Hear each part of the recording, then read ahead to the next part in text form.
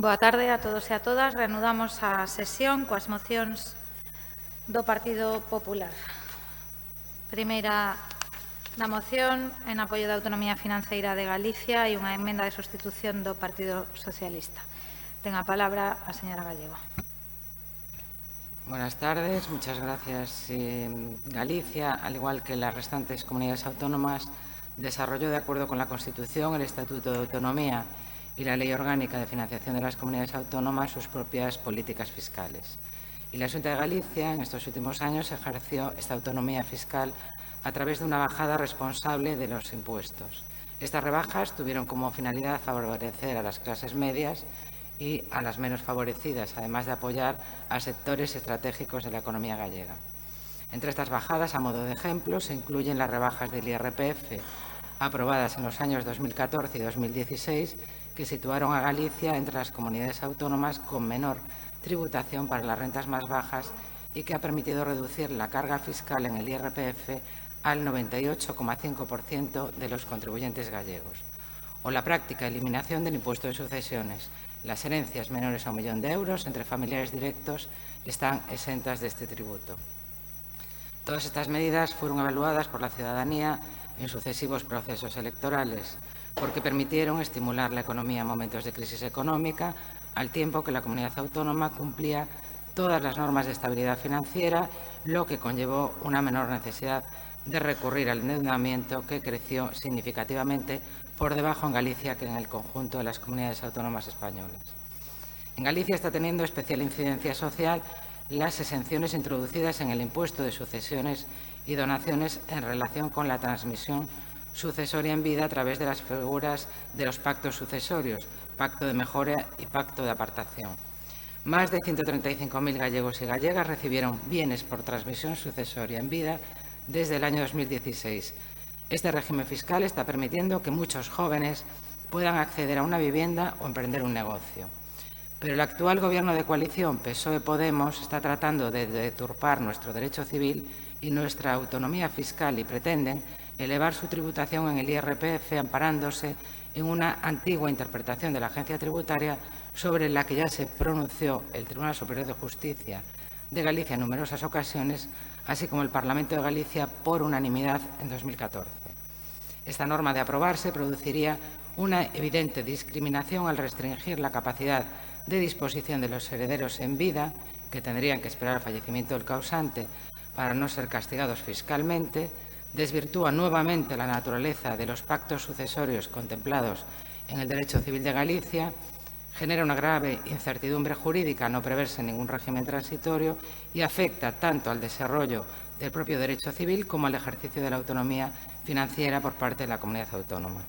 Asimismo, la pretendida armonización fiscal promovida por Esquerra Republicana de Cataluña en la tramitación de los presupuestos generales del Estado, en la que se ataca la autonomía financiera de las comunidades autónomas, también debe contar con nuestro rechazo.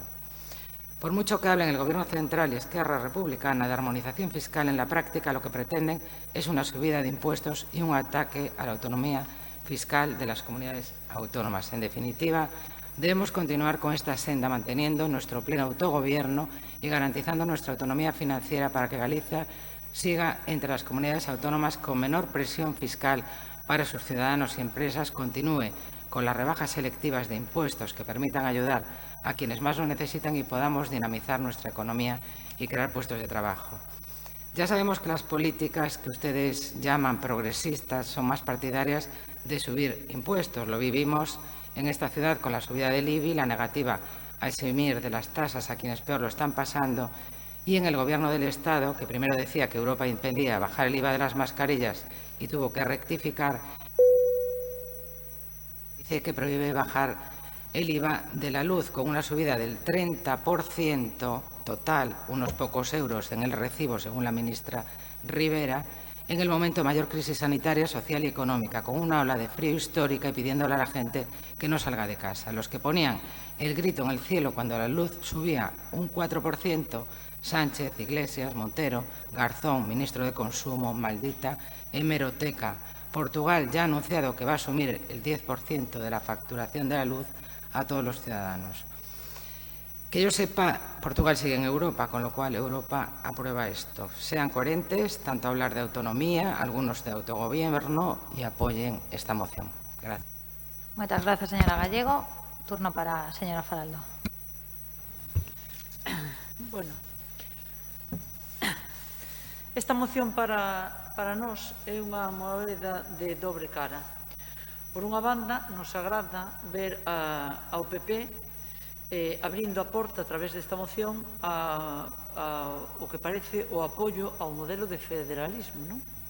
Un modelo que Podemos defendeu dende a súa formación, maior autonomía financiera para os diferentes territorios que compoñen o Estado.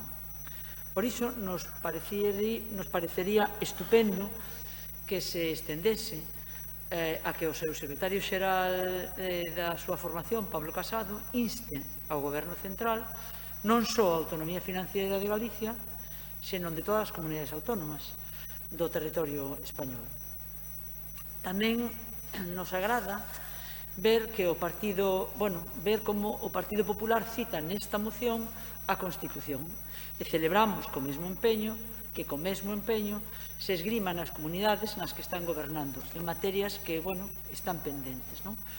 Estaría moi ben levar ata as últimas consecuencias o artigo 43.1 onde se recolle o dereito á protección da saúde ou o artigo 47 onde se recolle o dereito de todos e todas as españolas a unha vivenda digna, entre outros moitos. Nos encantará ver ao PP defendendo e levando á práctica ata as últimas consecuencias, insisto, a lei, por exemplo, de desfizamentos naquelas comunidades nas que xestiona. Lei que, como ben sabe, costou moitísimo levar adiante no Congreso por parte do noso partido. Por outra banda, nos desagrada a moción en cuanto á sinceridade que se atisba na mesma, non? Posto que ven impulsada, isto sí que é unha apreciación persoal, o recoñezo, que me permito, unha visión subxectiva, insisto, ven impulsada pola existencia dun goberno central progresista en contraposición a un goberno do Partido Popular na Xunta de Galicia. Nunha situación contraria, creemos que nunca se proporía isto. Creemos. Incluso, permítanme sospeitar que se isto o estivese a propoñer, por exemplo, o Bloque, penso eu, xa non digo que é republicana en Cataluña, lle caería a etiqueta de querer romper España. Non teño probas, pero tampouco teño dudas. Dito todo isto, e quedando a tablas o que nos agrada co que nos desagrada, imos absternos nesta moción. Moitas grazas, señora Faraldo. Por o Bloque Nacionalista Galego, señor Jorquera. Grazas, señora alcaldesa. Como é evidente, non podemos coincidir co panexírico das políticas fiscais da Xunta de Galiza que vostedes fan na exposición de motivos desta moción. Non compartimos a súa obsesión coa baixada de impostos. Como temos dito en moitos debates, nin na Galiza nin no Estado español existe un problema dunha presión fiscal elevada. O importante é que a distribución da carga fiscal sexa xusta e a política fiscal da Xunta, se por algo se caracteriza, é polo contrario. A recadación fiscal descansa sobre todo nos impostos indirectos que non distinguen por criterios de renda. Como tampouco compartimos a louvanza que fan vostedes do rigor fiscal da Xunta de Galiza. Baste dicir que cando o señor Núñez Feixóo chegou á presidencia, a débeda pública de Galiza era inferior aos 5.000 millóns de euros e agora nos orzamentos da Xunta xa se estima que en 2021 acadará unha cifra superior aos 12.320 millóns de euros. Sorpréndenos, iso sí, a defensa que fan nesta moción da autonomía fiscal de Galiza. Sorpréndenos porque vostedes sempre demonizaron un modelo de concerto económico que aseguraría que Galiza tivese maior capacidade normativa e plena capacidade recadatoria sobre os impostos que soportamos no país. Sorpréndenos porque foi o goberno Rajoy quen incumpriu a súa obriga legal de reformar a Lei de Financiamento das Comunidades Autónomas de Réxime Común, que tiña que abordarse en 2014, un incumprimento que condena a Galiza a un déficit de financiamento crónico.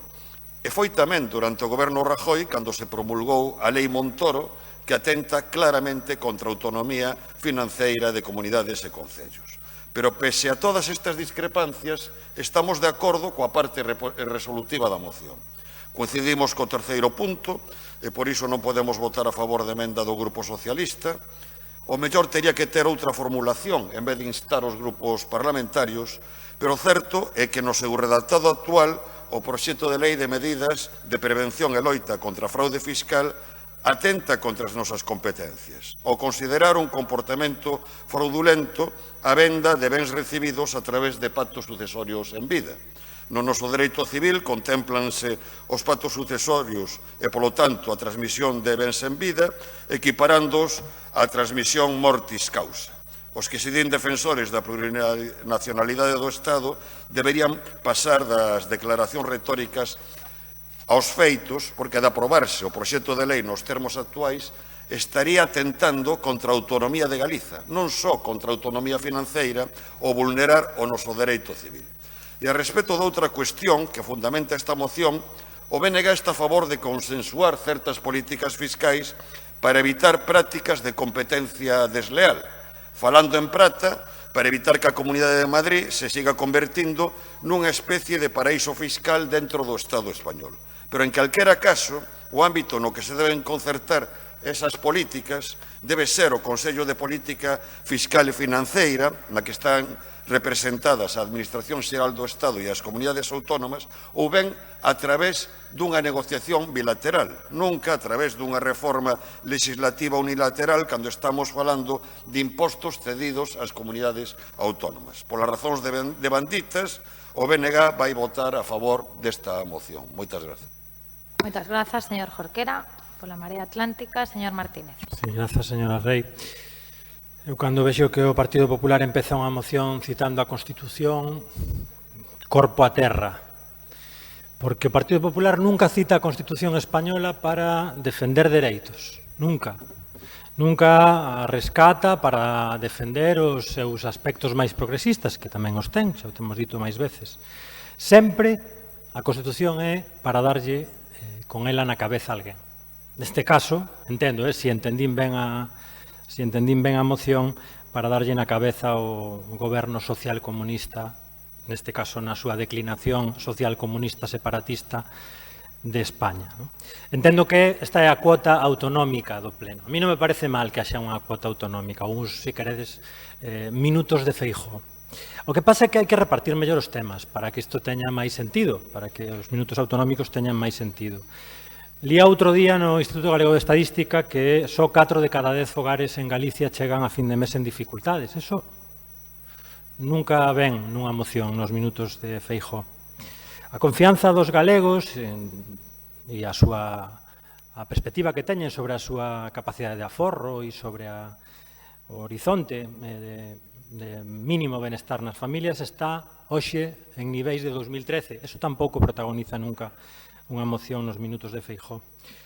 Tampouco podíamos ter unha moción sobre Gamesa, sobre o que significa que Galicia se convirta basicamente nunha reserva de natureza barata, onde imos deixar de fabricar os aparellos cos que se explotan os nosos recursos naturais. Eso tampouco entra nos minutos de Feijóo de cada pleno. Nos imos votar en contra. Imos votar en contra por non perder o tempo en matices, porque basicamente entendemos que nesta moción todos os argumentos son instrumentais.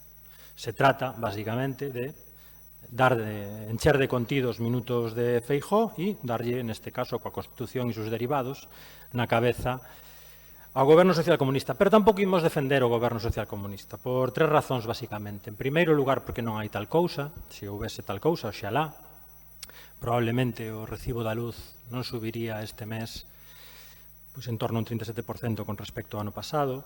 Probablemente se investigarían no Congreso os desmadres do chamado rei emérito. En segundo lugar, porque o Goberno xa ten aquí quen o defenda. Hoxe o facía a señora Martínez Zacón nun artigo publicado en prensa. Non comparto o diagnóstico do artigo, lino con atención esta mañá a primeira hora, non o comparto. Non creo que o Goberno de España estea a cumprir coa cidade, pero valoro a lealdade da xente aos partidos cos que se presentan as eleccións, teño ese defecto. E en terceiro lugar, porque non sei realmente que nos queren propoñer con esta moción. Falan de autogoberno. Bueno, o autogoberno depende do día da semana. Un día Feijóo quere ter plenos poderes para facerlle fronte á pandemia, logo resulta que non é responsable, hai algún outro responsable, falan de política fiscal, para quen? Falan da clase media, que cal é a clase media? Os 4 de cada 10 fogares que chegan a fin de mes en dificultades ou os 6 que non chegan a fin de mes sen dificultades. E falan, claro, de Esquerra Republicana. Cal é o pecado esta vez de Esquerra Republicana? Porque antes sabíamos cal era, que querían romper España. Agora que sinalan o burato negro da fiscalidade en España, Madrid, e que piden algo tan separatista como a armonización fiscal, cal é o pecado? Que queren demasiado a España? Que a van matar de amor? Que a van matar de cohesión? Eu creo que o problema que nos temos a hora de auscultar esta moción do PP para saber exactamente que nos queren propoñer, creo que o ten o PP. Feijóo é un gran camaleón, é un presidente que decide cada día que cousas son da súa responsabilidade e cales non, pero ás veces non sabemos en que equipo xoga. E neste caso, honestamente, cando alguén está poñendo sobre a mesa o problema que ten España e que ten a política fiscal en España e que é Madrid, parece que Feijóo xoga no equipo de Ayuso. Nada máis. Grazas, señor Martínez. Polo Goberno, señor Laje. Gracias, señora alcaldesa. Señora Gallego, o noso grupo ten formulado unha emenda que ten por obxecto propoñerlle chegar a un acordo e, ni máis ni menos, por varios motivos que vou intentar centrar da forma máis breve posible. Evidentemente, non compartimos que se vulnere a autonomía competencial e financiera de Galicia e, sobre todo, que non se respete o dereito civil de Galicia.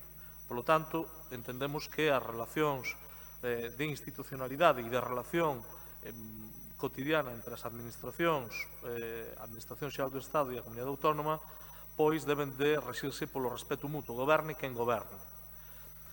Que sucede? Vostedes fan unha proposta que instar aos grupos parlamentarios. O lóxico sería, e por iso lle propoño unha transacción, e lle propoño agora, onde se instara ao Goberno, que é o que formula o proxecto de lei. Vale? Creo que eso sería o máis acaído. Se eso fora así, non teríamos problema, porque, evidentemente, os socialistas de Galicia temos dado probas sobradas, non só do respeto, sino da defensa da autonomía galega, e entenderá que escoitarlle a vostede e ler nunha iniciativa do Partido Popular que se lle pida ao Goberno de España que respete a autonomía financiera, a capacidade normativa en materia tributaria que a Constitución e o Estatuto de Autonomía lle recoñecen a Galicia e tamén ao conxunto de comunidades, bueno, pode sonar un pouco a chiste. Que se traslade ao marco do Consello de Política Fiscal e Financiera, evidentemente, claro. O que chama a atención é que sea o Partido Popular, dependendo do ano e do mes, por un lado, falan da posible ruptura nos días impares rompe España e nos días pares están preocupados pola armonización fiscal. Eu vexo que as posicións mudan dependendo do día no que se produzca o debate. Agora uns están preocupados por Esquerra Republicana, vostedes lle parece mal que se propoña unha armonización fiscal. Non lle escoitei a ninguén falar dos réximes fiscais especiais que hai en España. Non sei se están propoñendo que a armonización fiscal cesa de todo o conxunto do territorio. Non sei se é que queren ter algunha vez un debate sobre unha reforma da fiscalidade no seu conxunto. Pero como vexo que todo vai de regate corto, si é certo que nos preocupa, e comparto co señor Jorquera, todo o que ten que ver co dereito civil de Galicia. O que non nos parece de recibo é que o Partido Popular veña a dar leccións en torno á autonomía financiera ou á propia Constitución española. Os socialistas estamos orgullosos da Constitución. Non é que pensemos que hai cousas positivas, é que a Constitución española é das cousas máis positivas que lle teñen pasado a España nos últimos 50 anos. Non hai outro feito máis destacado que teña permitido a convivencia e o desenvolvemento económico e social. Claro que sí, e se pode decir abertamente, a propia Constitución española que ten arbitrado e ten posibilitado precisamente o recoñecemento das nacionalidades históricas da nación galega e o feito do desenvolvemento do Estatuto de Autonomía. Agora ben, eso non é o que lle escoitamos ao Partido Popular habitualmente.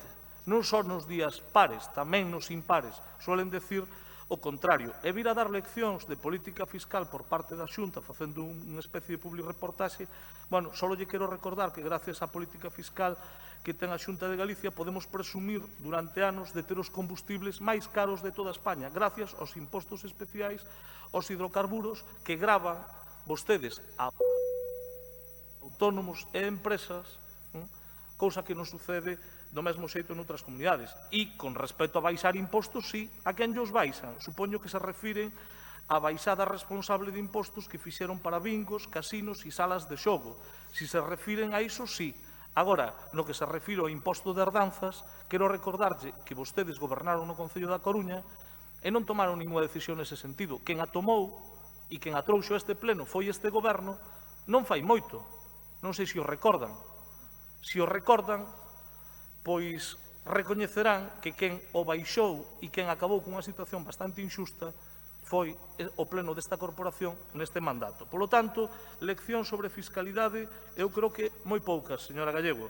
Creo que é posible entenderse se son capaces de entender que técnicamente o normal é que se corrixa un proxecto de lei, non decirlle aos grupos parlamentarios o que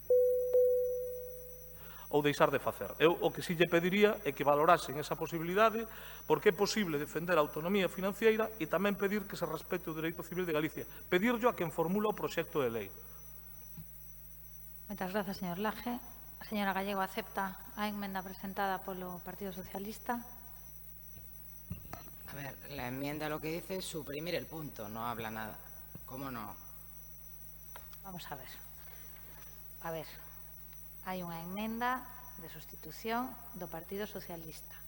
Eu lle pregunto, aceptan a emenda? No, a ver, se puede leer la enmienda. La enmienda dice suprimir el punto. Deja el punto 1 y el 2. Pero eso é unha emenda de sustitución, señora Gallego. As emendas poden ser de adición, esta é de sustitución. Ya, pero me está hablando de otra cosa. Me está hablando de una transacción ahora. Bueno, claro, sí. Está hablando de una transacción ahora.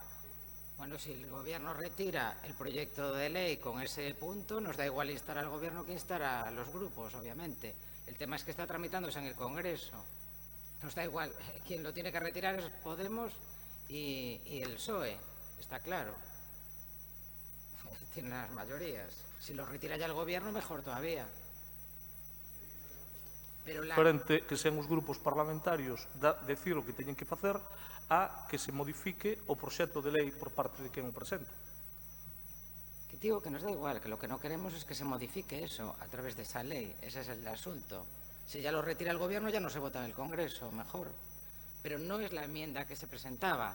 La enmienda proponía eliminar el punto, que quede claro, Porque estaba mal formulado técnicamente, por eso lle formulo unha proposta de transacción se é posible chegar a ese acordo, porque entendo que non hai diferencias de fondo con respecto a defender o dereito civil de Galicia. No, claro, es que es lo mismo. Vale, señora Gallego, señor Laje, rematou o partido de tenis. Rematou. El tema es que acepta a transacción, señora Gallego. Quedou claro, señora Gallego, quedou claro. claro. El punto como está, con las mismas competencias que tiene ahora mismo la Quedou comunidad claro, autónoma. señora Gallego. Aceptan a transacción? Sí, la transacción sí, claro. Ben, pois entón se votará a moción con... Poden ler exactamente os termos? Un segundo. Apagar o micro, señora García, porque senón non se escoita o señor Laje e logo doulle a palabra. Serían os dous primeiros puntos e o que se faría é instar ao Goberno... Goberno... proponente, ¿no? Como é a cosa? Non, pois mire, vou na ler eu. Trae o texto. Xa está. Discusións de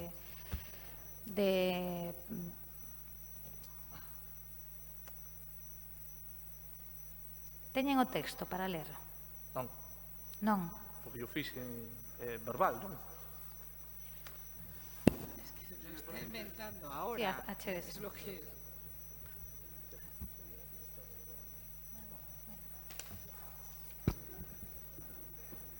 O punto 1 quedaría igual, o punto 2 quedaría igual, e no punto 3 onde pon instar aos grupos parlamentarios do Congreso dos Deputados e do Senado, se poñería instar ao Goberno. É así.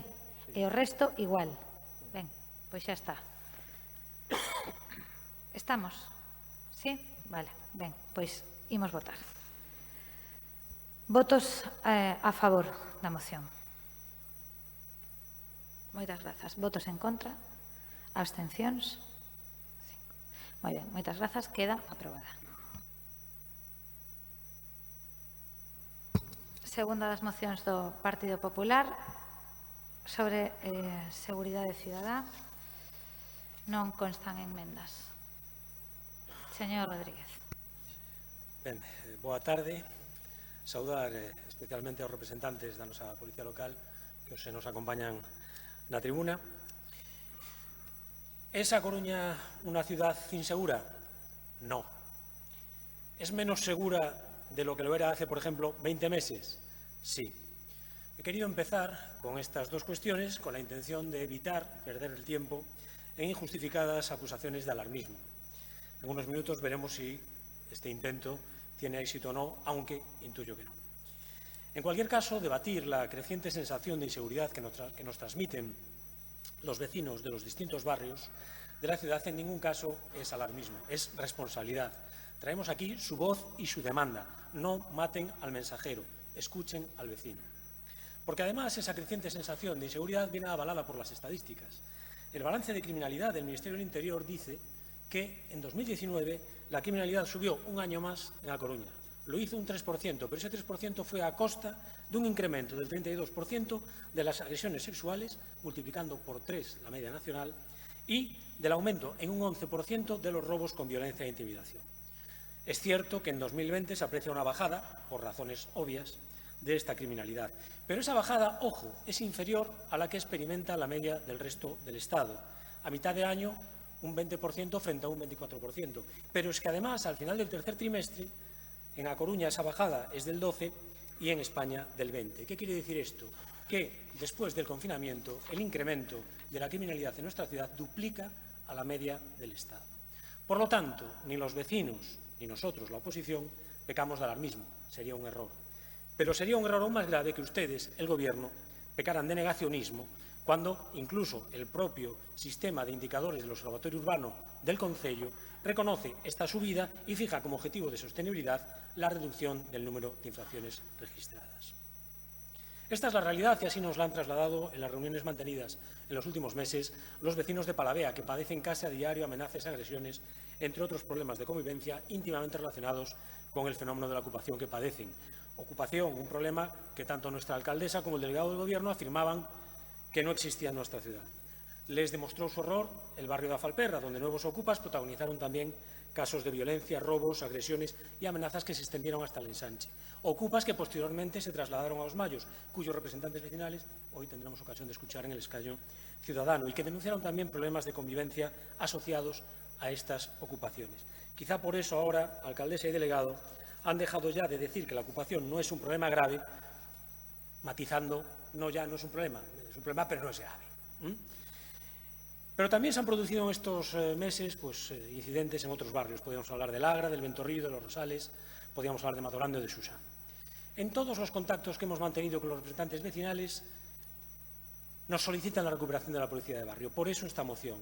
No castiguen a la ciudadanía porque aquella buena idea fuera del Partido Popular, porque esta y no otra fue la única razón por la que sus socios de investidura, entonces y ahora, la Marea Atlántica, la eliminó en 2015. Los barrios, sin excepción, valoran su carácter preventivo y disuasorio, pues saben por experiencia que la presencia de efectivos en las calles, en patrullas, a pie o en moto, contribuye a la disminución de la actividad delictiva, compensando así la pasividad de un delegado del Gobierno que no cubre las plazas de Policía Nacional necesarias en nuestra ciudad. Con la policía de barrio, un 60% de los policías locales formaban parte del servicio. Se duplicó la media de policías locales que trabajaban en los barrios. Se multiplicó por 4 los barrios que se patrullaban a pie. Sabido es que para resolver un problema lo primero es reconocer que existe. Este paso ya lo han dado con la ocupación. Primero no era un problema, ahora no es un problema grave. No esperen a tener que rectificar también aquí. Señora alcaldesa, actúe. Si no le quiere hacer caso a este grupo, hágale caso a los vecinos y comerciantes de la ciudad. Escúchenos y recuperen la policía de barrio. Remato. Escoiten tamén a policía local. Onte, co gallo desta moción, se nos volvou a trasladar o que está a padecer a policía local e como a relación a resumen en dúas palabras, que son abandono e maltrato. Nestes 20 meses foron recibidos polo responsable en materia de seguridade, primeiro a alcaldesa, agora o señor Borrego, únicamente 2 veces. Nin siquiera a implementación de medidas para a loita contra o COVID teñen sido debatidas cos representantes sindicais. Están abandonados no máis esencial. Os policías que se incorporaron por razóns de mobilidade están a traballar con uniformes do Concello de Procedencia. Os policías de novo ingreso acudiron á Academia Galega de Seguridade con prendas de policías xubilados. Que dicir do estado do parque móvil? Unha imaxe vale máis que 1000 palabras. Que dicir? Polo tanto, por favor, escoiten tamén as necesidades da policía local en este e outros temas, porque penso que a todos nos irá mellor. Nos, hoxe aquí, trouxemos a demanda dos veciños e, polo tanto, esperamos contar co apoio unánime da corporación. Mais nada e moitas gracias. Moitas grazas, señor Rodríguez. Señora Faraldo, ten a palabra. Pois non vai a prosperar a súa intención de que non insistamos no tema, porque pola miña parte si vou insistir. Vou insistir porque comeza a moción falando de graves problemas de inseguridade cidadana e dunha, din así, onda de roubos, atracos, pelexas, ocupacións ilegais con K para referenciar mellor nun contexto concreto. En ese primer párrafo non podemos estar máis en desacordo. Diferentes indicadores, entre eles o do Ministerio de Interior, definen a cidade como unha cidade en parámetros segura, con datos de delincuencia de baixa intensidade. Isto non é un motivo para baixar a guardia, para non soster medidas preventivas, para non valorar alternativas que posibiliten o maior descenso das cifras, pero é recomendable non caer en alarmismos innecesarios. Faise referencia na moción a algunhas zonas da cidade, en moitos casos, en algúns casos, empobrecidas, máis na situación actual, con precariedade, xentrificadas, donde os problemas de seguridade humana non son únicamente subsanables con presencia policial, que tamén. Os problemas existentes da delincuencia, que os hai e non imos a negalos, se verían probablemente nunha gran porcentaxe superados con maiores apostas por políticas sociais, un urbanismo responsable, políticas de emprego e medidas dese calado frente a un modelo de cidade baseado maioritariamente en dar resposta a través de presencia e actuación policial. Frente a un modelo baseado na forza policial, existe un novo concepto de policía máis próxima, implicada no territorio, pegada á realidade máis cercana, máis amable, a policía comunitaria, coñecida coloquialmente como policía de barrio. Non dudamos da posibilidade de implantala na nosa cidade, pero non a golpe dunha moción, sino nun profundo estudo das necesidades para o seu desenvolvemento. Por exemplo, plantexando os medios técnicos e a formación adecuada para a súa correcta implantación. O propio concelleiro expuxo aquí as necesidades, as carencias e a situación na que está a policía local. Se a esas necesidades e esas carencias se le aúna implantar unha policía de barrio así a golpe de mata, pois creo que flaco favor lle facemos ao colectivo. Descoñecendo esta realidade precisa en canto para apoiar a creación desta policía comunitaria ou de barrio e sin tratalo previamente co propio colectivo da policía local, nos imos votar non a esta moción.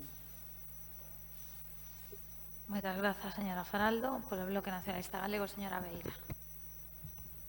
Sí, pois creo que con nós tampouco vai ter éxito, señor Rodríguez, porque sí que é unha moción alarmista, é unha moción como tantas outras traídas polo Partido Popular sobre seguridade cidadá, en que efectivamente se crea un alarmismo sobre a incidencia e o aumento na gravidade dos delitos que se cometen na Coruña. Pero no texto da moción, non se achega ningún só dato que probe esta afirmación. Ningún só.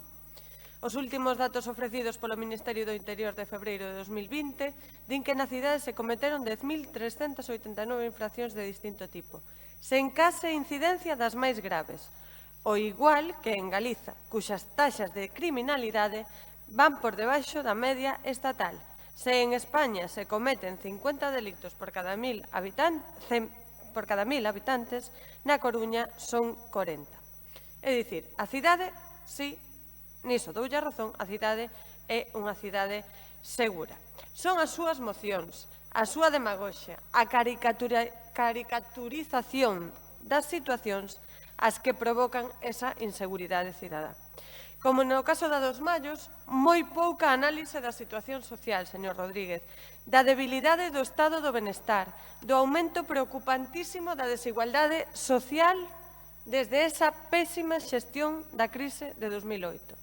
E volven sinalar vostedes, maioritariamente, os barrios traballadores da nosa cidade, caricaturizándoos.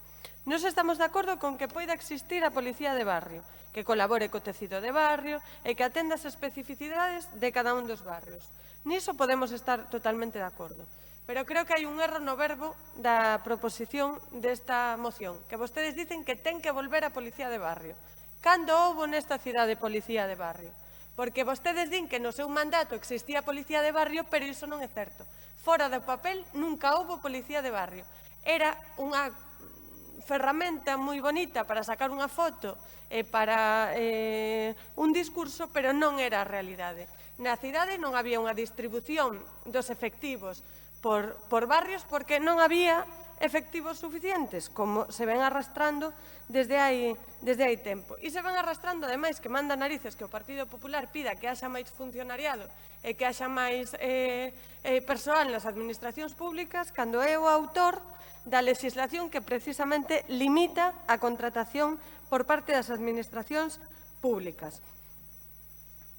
Por certo, a mí tamén me gustaría facer referencia a ese correo electrónico que nos mandan desde a Asociación de Policías Locais, porque tamén manda narices que o Partido Popular faga alusión a esa situación cando se ven arrastrando desde o mandato do Partido Popular e cando foi o Partido Popular, non sei se lembran, durante o goberno de Carlos Negreira, que prometeu unhas instalacións maravillosas para a Policía Local, onde hoxe en día vais estar o espacio a mizar. Non, foi o Partido Popular quen non cumpriu efectivamente a súa promesa e quen decidiu pois que ali se instalaría outro tipo de servizos. E así seguimos, efectivamente, así seguimos coa Policía Local nun lugar que non lle chega, evidentemente, pero que é un plano absolutamente distinto ao que vostedes traen na moción. É dicir, agora sacan a colación a cuestión da Policía Local porque mandaron un correo electrónico.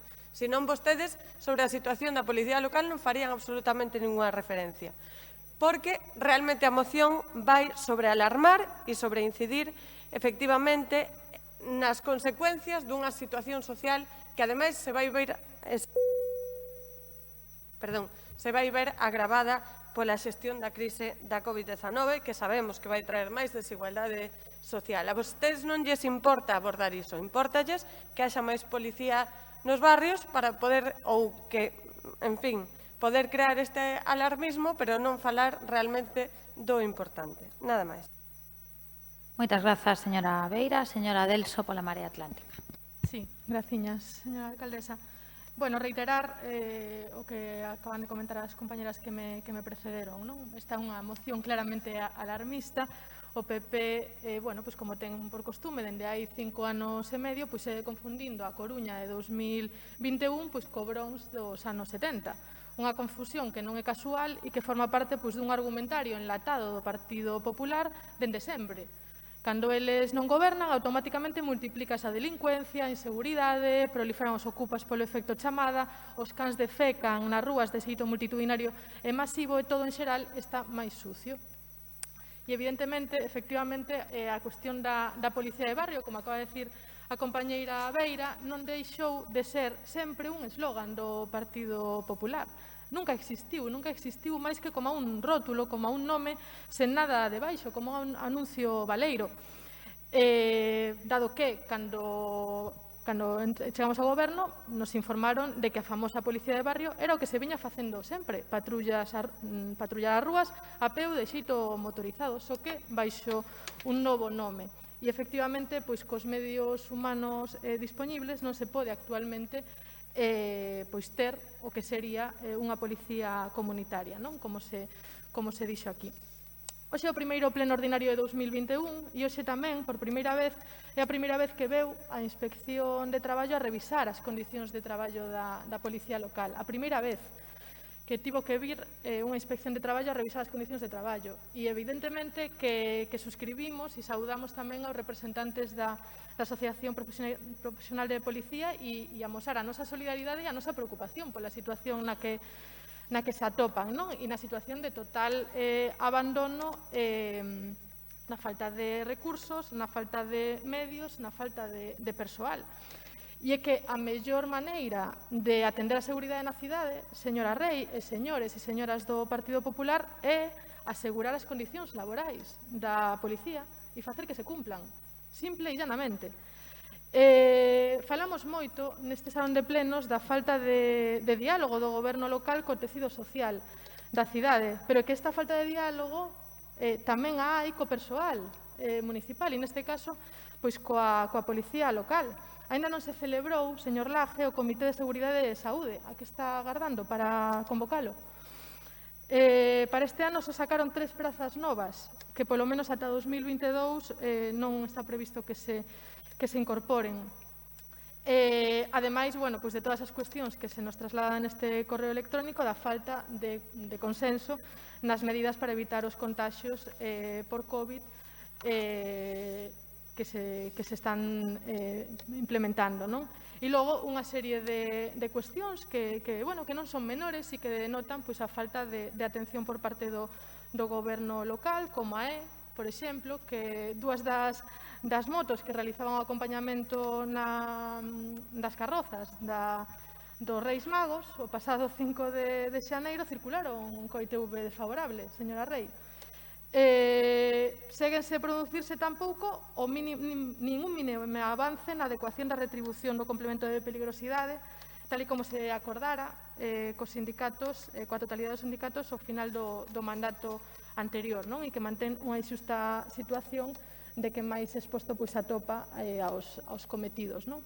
E, por todo isto, reiterar a nosa solidaridade coa Asociación Profesional de Policía Local e como non estamos de acordo co alarmismo que transmite o Partido Popular e consideramos que esta cidade é unha cidade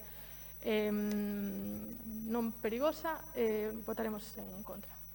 Moitas grazas, señora Delso. Pecha a quenda polo Goberno, señor Borrego. Grazas, señora alcaldesa. Boas tardes a todas e a todos. Antes de nada, felicitarlle, Xoana, desexar moita saúde para este 2021. Saúde e seguridade. Non hai nada mellor que unha confiada convivencia garantida pola idiosincrasia cidadá, axudada pola xestión da seguridade que fai, neste caso, a Policía Local. Claro, falar de que non somos alarmistas cando dicimos o de estamos a sufrir graves problemas xeralizados de inseguridade cidadá e intentar blanquealo na primeira quenda do señor Rodríguez, pois é complicado ceñirse a moción. En calquera caso, tamén quero saludar desde aquí, antes de nada, os representantes da Asociación Profesional da Policía Local presentes, con quenes non é certo que tampouco esteamos en contacto, incluso a alcaldesa antes que a min, en diversas ocasións, e pendentes ademais da resolución de unhas mesas técnicas específicas de todas as súas necesidades. O que non se pode vir aquí é instrumentalizar un corpo tan respetable como é o da Policía Local, o que non só temos que valoralo, senón agradecer incluso o traballo que desenvolveu durante a parte máis dura da pandemia, facendo e siguen facendo, atendendo incluso situacións sociais e situación de emerxencia, non só de seguridade cara ás persoas, e vir aquí a montar un panorama buscando agujeros negros ou buscando facer unha foto, que lles guste facer unha foto, pero tuneala ben en branco e negro co Photoshop. Se queren foto, eu entendo a querencia do señor García e agradezo de ter unha foto na súa privacidade deste concelleiro cando levaba o tema dos deportes, pero creo que a foto que toca agora é esta, non?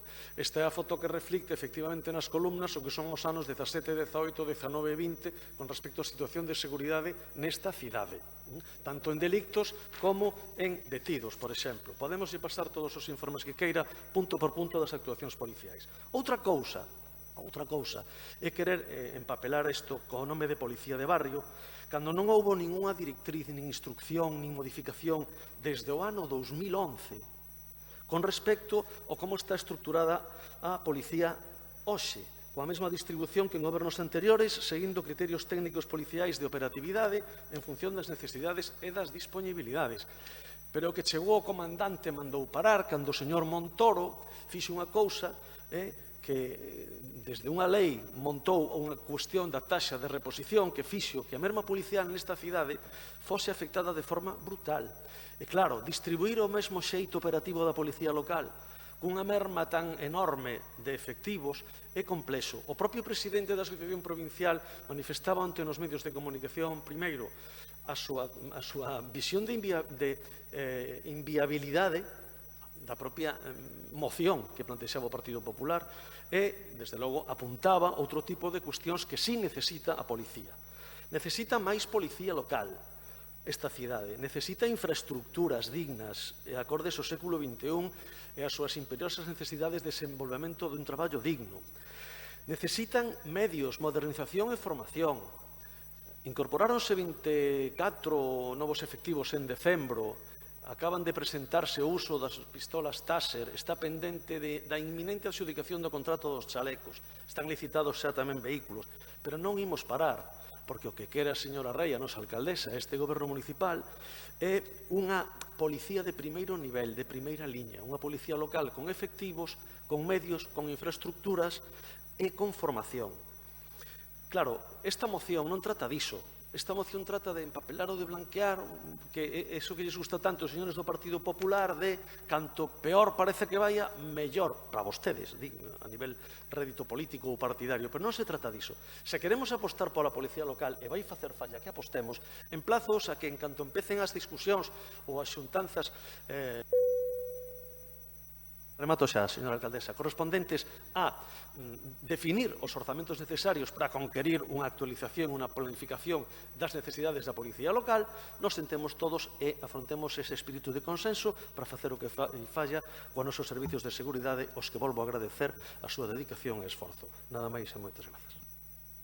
Moitas grazas, señor Borrego. Remata a quenda de intervencións. Imos votar a moción. Votos a favor da mesma. Moitas grazas. Votos en contra. Moitas grazas. Abstencións. Grazas, queda rexeitada.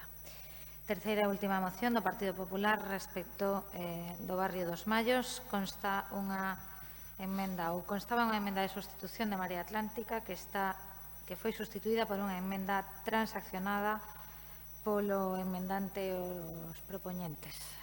Sí. Ten a palabra. Sí. Es claro. así, sí. Sí, claro que es así. Pero tengo yo aquí la transacción. Señor Deus, tenga palabra. Muchas Puedes gracias. ir. Traemos al Pleno la problemática del barrio Dos Mayos, en el que viven más de 30.000 personas. Es un claro ejemplo, seguramente, del urbanismo caótico de los años 50, pero se trata de un barrio que, por su situación, accesos, servicios y comercios, hacen que sea una de las zonas más cómodas para vivir en él. Y ya quiero, no voy a pedir disculpas, pero quiero decir que mi intervención no va por ser alarmista. Yo vivo en La Falperra, soy vecino de Los Mayos y creo sinceramente que es una de las mejores zonas de la ciudad para poder vivir. Son los vecinos y comerciantes los que quieren hacerse oír por lo que consideran un abandono total del barrio en los últimos años. Y no es por no haber intentado comunicar sus problemas al Gobierno municipal, la última vez a la concejala señora Cabanas. Siguen sin ver ninguna solución a los problemas que plantean y ninguna intención de solucionarlos. Queremos trasladarles los problemas más acuciantes. Seguro que no les va a sorprender porque muchos de ellos se repiten en la mayoría de los barrios de la ciudad que visitamos. En primer lugar, se encuentra el problema de la inseguridad. Sí, no es para ser alarmistas, pero es cierto en este momento. Hay robos, se han incrementado los robos, las agresiones, la venta de drogas o el fenómeno cada vez extendido de la ocupación ilegal de viviendas. Pero es una ocupación vinculada a los actos de violencia que ejercen individuos que hacen de la delincuencia su modo de vida. Ya advertimos que cuando se produjo el desalojo de los ocupas de La Falperra, se iban a instalar en otra zona de la ciudad y el lugar elegido ha sido Los Mayos. Hay al menos 3 edificios ocupados en este momento con esos individuos. El aumento coincide con el crecimiento de delitos y no es casual. Hay que recordar episodios como, por ejemplo, el de la calle San Luis, que puso en riesgo a los vecinos y a los edificios colindantes y pudo ocasionar una tragedia, también en vidas humanas. Y no fue porque los propietarios de ese edificio no lo hubiesen denunciado. Otros barrios tienen problemas similares. Falperra, Palavea, Zapateira, Gadelorzán son un ejemplo. Ni el delegado del Gobierno, ni usted, señora alcaldesa, pueden ponerse de perfil. Se ha producido también un repunte del tráfico de drogas, con proliferación de puntos de venta, a lo que han contribuido las actividades ilegales vinculadas a esta gente que ha ocupado esos edificios. Y, ¿por qué no decirlo?, la escasez también de la vigilancia policial. Los vecinos demandan esa policía de barrio. Sí ha existido esa policía de barrio y algunos vecinos de los barrios la hemos conocido. ¿Cómo que se puede decir que no? Es que me parece mentira decirlo y los vecinos se acuerdan y los comerciantes se acuerdan de esa figura del policía de barrio. Y por eso lo reclamamos y mi compañero lo hizo en la anterior moción en este pleno. Vecinos y comerciantes denuncian también el mal estado del pavimento de las calles y aceras y el deterioro del mobiliario urbano. Existen calles con una densidad de tráfico importante, como la Avenida Dos Mayos entre ambas rondas, que evidencian falta total de mantenimiento. El problema de la suciedad, pues es un problema que existe en las calles del barrio de Los Baños. Otro asunto, el que usted, señora alcaldesa, no ha logrado reconducir el estado lamentable que nos ha hecho ser una de las ciudades más sucias de España. Su plan de choque se ha quedado en un mero plan de propaganda. Falta de iluminación adecuada en muchos puntos de barrio, lo que facilita también esa comisión de delitos y son zonas que se van degradando poco a poco, a lo que contribuyen también el cierre paulatino de muchos locales comerciales en muchas zonas de ese barrio. Es necesario también realizar una puesta en marcha de un plan de dinamización comercial. Denuncian la falta de control de las colonias felinas. Señora Fontán, están totalmente descontroladas y usted lo sabe que está ocurriendo en muchas partes de la ciudad. No hay quien ponga remedio a ese tema y contribuye a la sociedad, a que los vecinos les den de comer y es una situación bastante caótica en el estado en el que se encuentran. Proliferan los coches abandonados en las calles. Además de generar inseguridad, ocupan sitios para los residentes muy castigados ya por la supresión de plazas sin ninguna alternativa. Por otro lado, se unen las quejas de los repartidores de mercancías, que no tienen espacios para dejar sus vehículos y para hacer su trabajo y son multados continuamente. Deficiente cuidado de las pocas zonas ajardinadas que efectivamente existen en el barrio, o la poda de muchos árboles que existen en las plazas que están totalmente descontrolados, que llegan hasta séptima y octava planta de algunos edificios, tocando las ramas en las ventanas. No existe un mantenimiento adecuado tampoco de los juegos de niños que existen en algunas plazas. Señora Cabana, yo sé que usted es la concejala de barrio, del grupo de gobierno, pero ya dicen en los barrios que usted no tiene una mala palabra, pero tampoco una buena acción. La están esperando, de verdad. Si no se ponen ustedes a trabajar en serio por los barrios, van a dejar, al final de su mandato, la ciudad en peor situación que como se la encontraron. Y las comparaciones pueden ser o resultar muy curiosas. Muchas gracias. Muchas gracias, señor Deus. Señora Faraldo, Souto. Bueno, pois a min nesta moción en concreto vaime sobrar moito tempo, moitísimo, porque vou a votar que sí, pero xa está. Porque, claro, eu son veciña do barrio dos Vallos desde fai 30 anos e empecé a ler como moi emocionada porque é o barrio no que vivo e dixen, bom, pois se van a propoñer unha serie de medidas e unha serie de cuestións para mellorar o barrio, porque é certo que estamos necesitadas de políticas de barrios, de cuidados dos mesmos. Ademais, na propia moción non se falaba de grandes investimentos, non nin de grandes dotacións, nin de grandes infraestructuras faraónicas, sino de cuestións dos cuidados diarios. Entón dixen, pois mira que ben. Pero claro, chego a parte da moción e di instar a alcaldesa a reunirse cos representantes dos veciños e comerciantes dos barrios dos Mallos, pois nada máis que decir, que sí, claro. Moi ben, moitas grazas, señora Faraldo. Polo BNG, señora Beira. Sí, pois nós evidentemente imos votar a favor porque o que se pide efectivamente que a alcaldesa e o goberno local se reúna coas entidades veciñais e de comerciantes do barrio e porque se chegou, digamos, a un acordo de transacción, vale, da propia parte resolutiva da moción, non? Entón, bueno, creo que desde logo nos sentimos máis cómodos votando esta transacción. Nos desde o PNG realmente, aínda que imos votar a favor, porque a parte resolutiva, insisto, que é o que se vota e o que se debe de aplicar, realmente o que é a moción como a exposición de motivos non nos gusta en absoluto. Por unha vez estou en desacordo co espírito da moción, pero estou a favor da resolución a que imos votar, non? O que vemos na moción é un intento de criminalización dun barrio que é o dos Mallos, enfocado, ademais, de xeito global, como se fose igual resolver a poda das árbores, a sucidade ou a falta de aparcamento e inseguridade cidadá. É absolutamente certo, aí doulles a razón, que é certo estado de abandono do barrio, pero que non é nada novo e non é algo destes últimos 2 anos. Creemos que todas as melloras son precisas, de feito, algunhas xa se teñen executado, como unha parte da obra da rúa Ramón Cabanillas, que viña do goberno anterior, mas tamén é certo que é preciso e urxente un maior mantemento das rúas interiores do barrio, unha mellora na iluminación, a mellora na limpeza das rúas, pero, casualmente, vostedes nunca entran no fondo de por que están así os barrios, non das causas de algunhas das situacións que traen vostedes a pleno, non?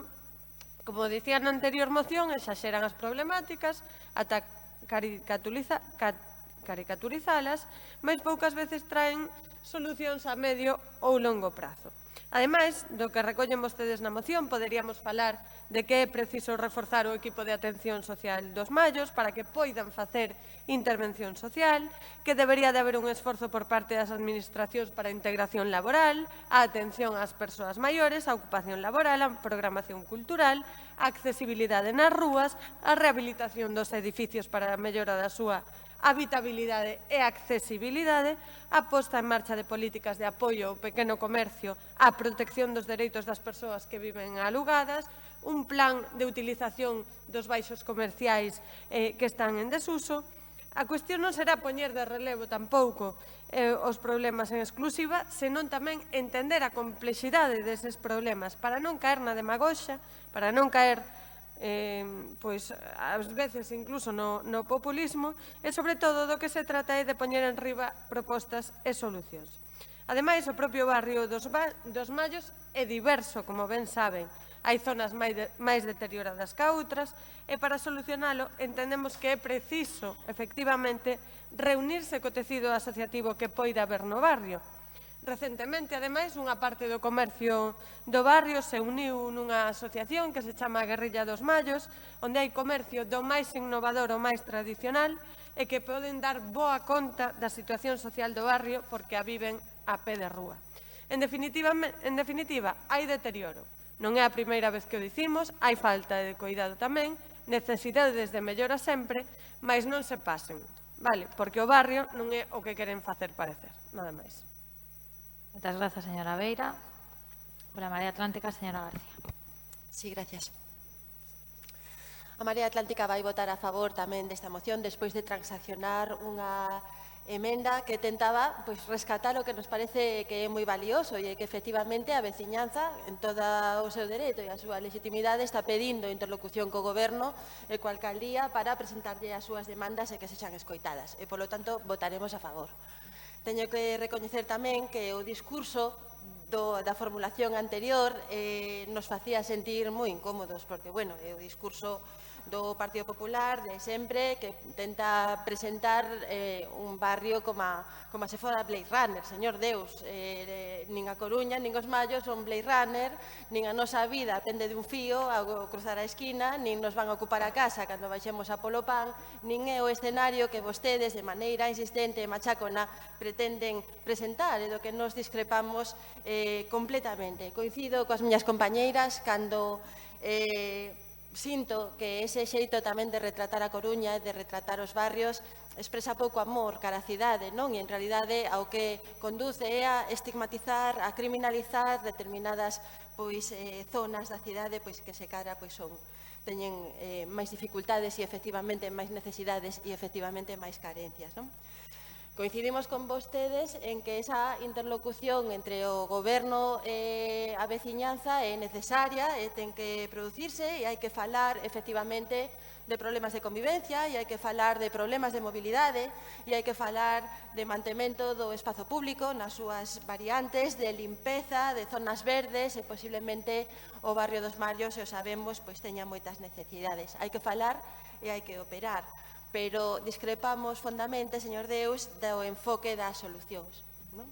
E se vostedes, dende o Partido Popular, insisten en falar do enfoque policial e da policía de barrio, nos preferimos falar dun enfoque integral e preferimos falar da loita contra a desigualdade, preferimos falar da atención social. De feito, durante o mandato da Marea Atlántica se descentralizaron os servizos sociais e se ubicaron no barrio dos Mallos os equipos de atención social, iniciáronse programas tamén de mediación en rúa e o noso xeito tamén de abordar determinadas problemáticas.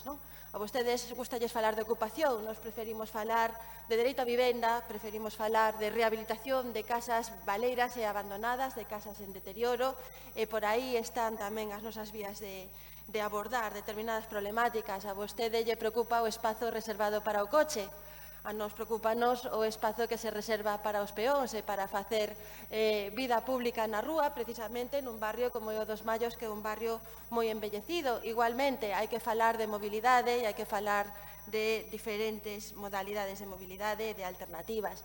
De zonas verdes tamén hai que falar. Efectivamente, nos barrios dos Mallos están moi necesitadas, quedou un proxecto encarrilado para a Praza de Padre Rubinos, os plátanos da Rúa Ramón Cabanillas e da Rúa San Vicente tampouco os podaba o Partido Popular. Por algo será, quer dicir, eles piden terciar eses plátanos, nós xa dixemos que non estábamos de acordo, tampouco fixo o PP de Negreira.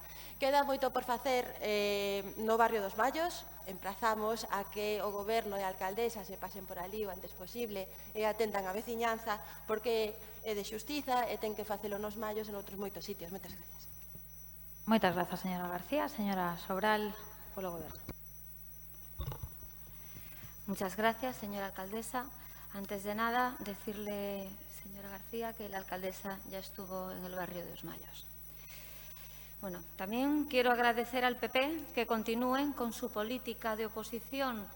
No voy a decir de coche escoba, ya que le puede parecer mal al señor García, así que diré de política a rebufo, trayendo, pleno sí y pleno también, mociones sobre barrios y colectivos con los que este Gobierno municipal ya está en contacto constante, permanente y diario, para atender sus demandas y necesidades.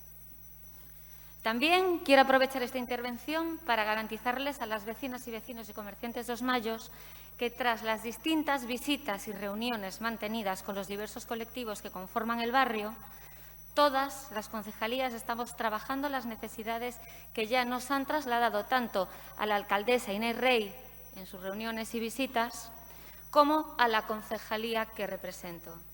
Resulta curioso que los ediles del Partido Popular aquí presentes no se hayan acordado de Os Mallos hasta ahora, que este Gobierno municipal ha establecido como prioridad su mejora y acondicionamiento, ya que, señores y señoras del PP, los barrios también existen, y no solo en los plenos. Me gustaría saber, señor Deus, señor García, ¿qué hicieron ustedes por Asilva y en Os Mallos? Durante el 2020 se invirtieron en el barrio de Os Mallos alrededor de 1 millón de euros en intervenciones en espacio público.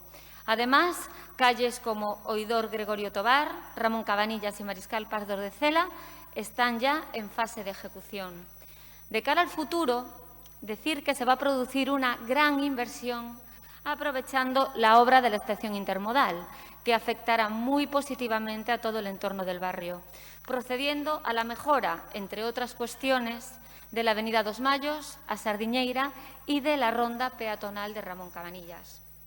En lo referente a la ocupación y tráfico de drogas en el barrio, que es competencia, como ya deberían saber, de la Policía Nacional, este Gobierno, desde el área de seguridad ciudadana, ya ha dado instrucciones a la Policía Local para la cooperación y coordinación entre los distintos cuerpos de seguridad, además de intensificar de inmediato, y digo de inmediato porque, a pesar de que no se hace nada, Esto se gestionó durante una reunión con esa plataforma nueva vecinal que ha surgido en Los Mayos, durante esa reunión. Así que la intensificación de la policía fue de manera inmediata.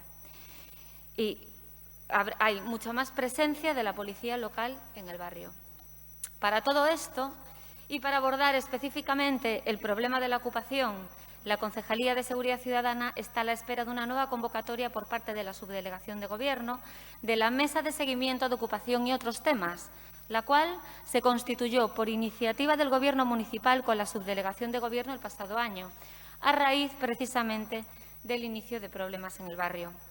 Sobre los vehículos abandonados que comentaba, indicarle, señor Deus, que desde el 15 de noviembre ya se han retirado 10 vehículos. Por todo ello, quería decir también que si de algo sabe este Gobierno municipal es de diálogo. Así que no tengan ninguna duda que la alcaldesa Inés Rey se reunirá nuevamente y las veces que haga falta con las vecinas y vecinos y comerciantes, no solo Dos Mayos, sino de cualquier otro, para escucharles y darles una solución a sus demandas.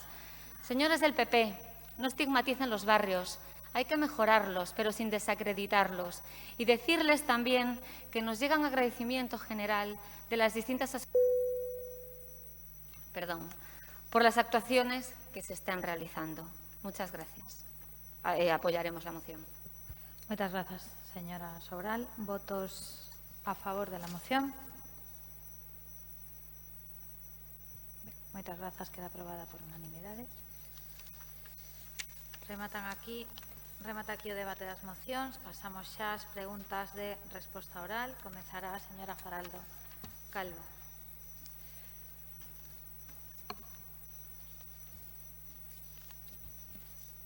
Ten 3 minutos a repartir nas dúas quendas, como xa sabe. Primeira das súas preguntas para o Goberno. Bueno, pois a pregunta é sinxela. Renuncia o Concello ao programa que estaba conseguido controlar a poboación de gatos ferais e concitaba, ademais, o apoio da veciñanza. Sexa cal sexa a resposta, que medidas de benestar animal ten previstas o Concello para o ano 2021? Moitas grazas polo Goberno, señora Fontán. Sí, boas tardes a todos. Gracias, señora alcaldesa. Non renunciamos.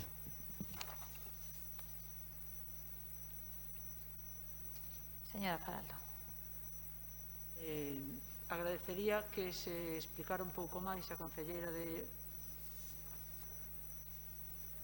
si se vai a proseguir, por tanto, co programa CES, co programa relativo ás colonias felinas.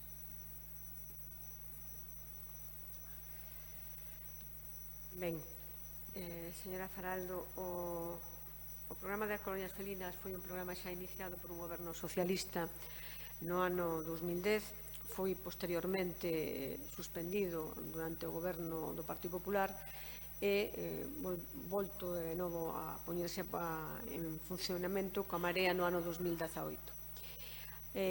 Estes convenios que estableceu a Marea para manter estas colonias tiñan unha data de caducidade que era do 31 de decembro de 2020.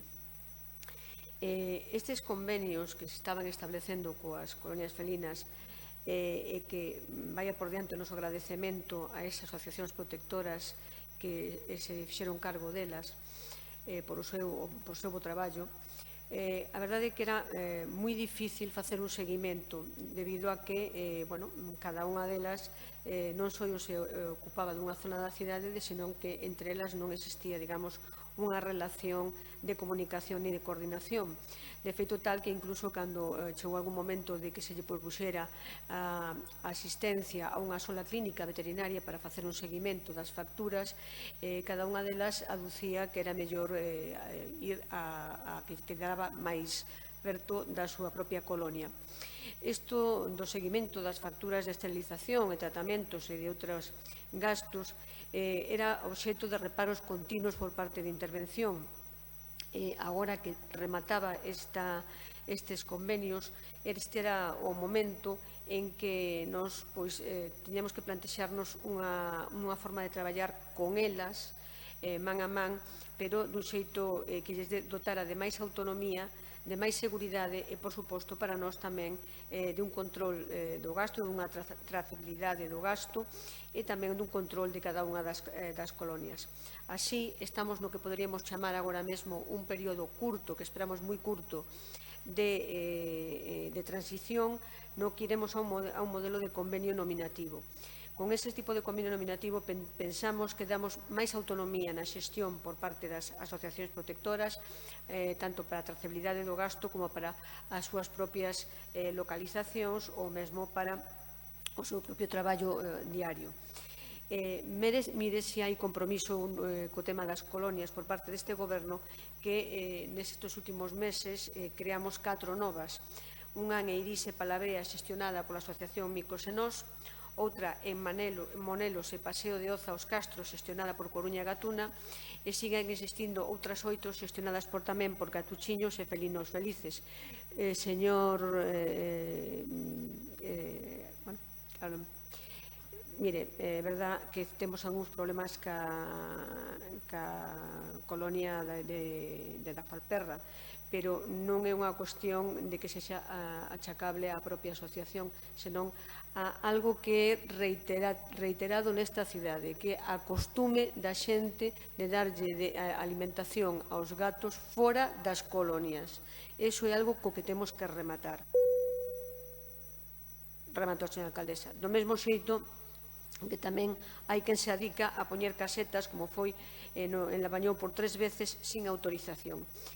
Aproveito, por tanto, o compromiso neste tema vai a seguir adiante, e aproveito, señores da Marea, para comentarlles, aínda que non sexa a pregunta de vostedes, remato da verdade, señora alcaldesa, para que abandonen xa esa vía tamén de alarmismo baseada na ausencia de información. Estou me referir ao triste acontecemento da morte de uns gatiños nunha labor obrigada de desbroce nunha finca privada, ou sexa, que primeiro non era do Concello, segunda, saben ben que nesa zona non hai ningunha colonia, por tanto non era previsible que isto pudiera ocurrir, e terceiro, mesturar urbanismo con gatos é como mesturar ovos con catedrais. E, por último, se siguen vostedes empeñados en que a alcaldesa apareza como culpable de todo isto, vai acabar parecendo que a señora Rei tamén foi culpable da caída da Segunda República. Nada máis e moitas gracias. Moitas grazas, señora Fontán. Seguinte pregunta da señora Faraldo.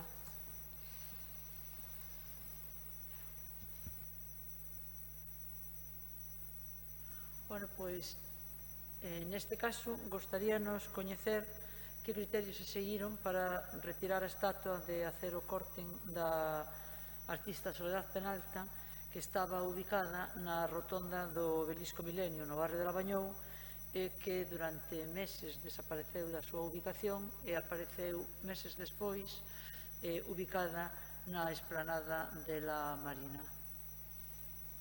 Señora Fontán. Sí, ben, son criterios de localización, de posta en valor da propia escultura e de naturalización. A nosa cidade conta con un rico patrimonio escultórico, pero co crecemento da mesma non sempre son obxecto da merecida relevancia eses monumentos, esas esculturas que posemos na cidade.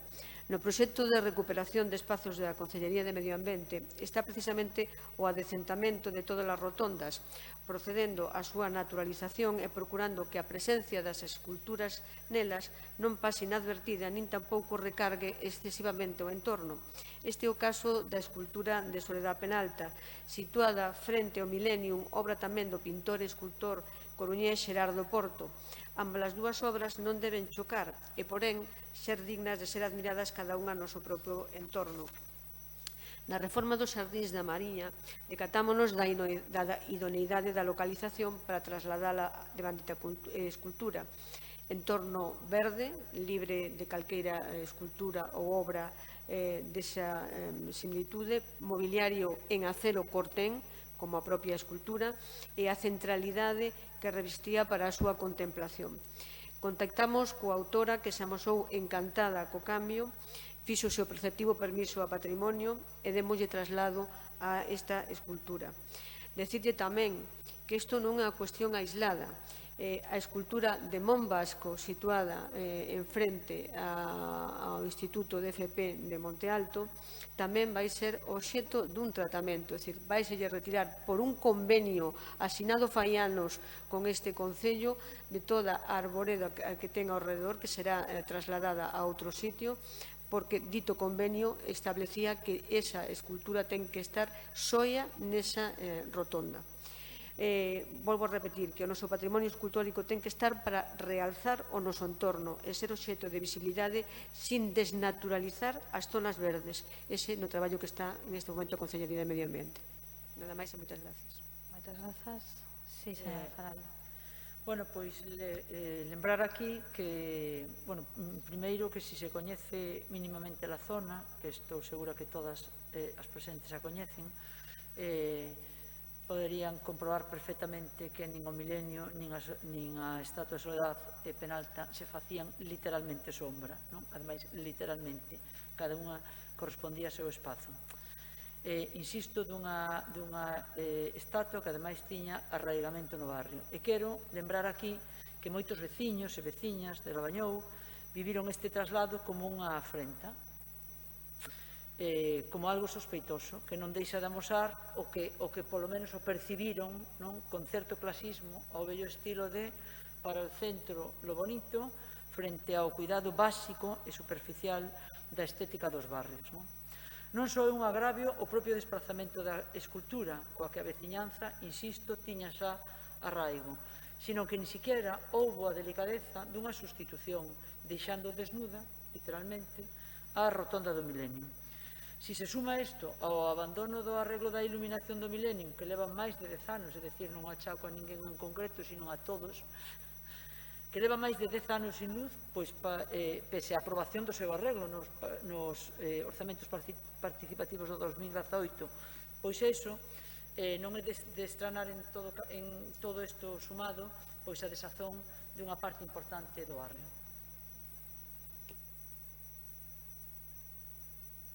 Sí, señora Fontán, 46 segundos.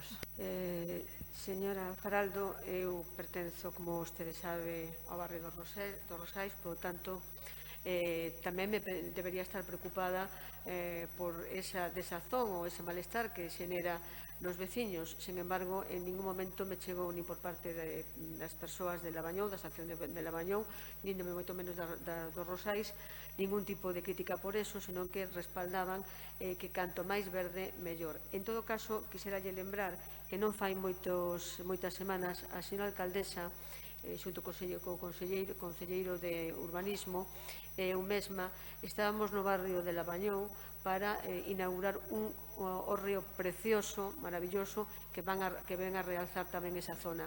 Todas as zonas da cidade van a ter as súas obras escultóricas ou obras ou parques ou zonas que os realcen. Iso está na vontade tanto da Consellería de Cultura, da área de Cultura, como na de Infraestructuras ou mesmo, por suposto, a de Medio Ambiente. Non se trata de que todo vaya para o centro, senón que se trata de, volvo a insistir, do mesmo xeito que as obras de Xerardo Porto están na Plaza Elíptica e o Millennium está no Paseo Marítimo, que teñamos en cada un dos recursos.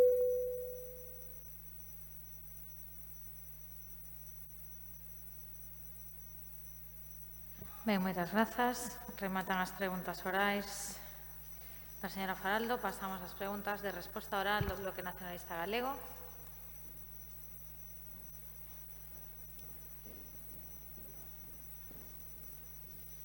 Señor Jorquera, cando queira. Grazas, señora alcaldesa.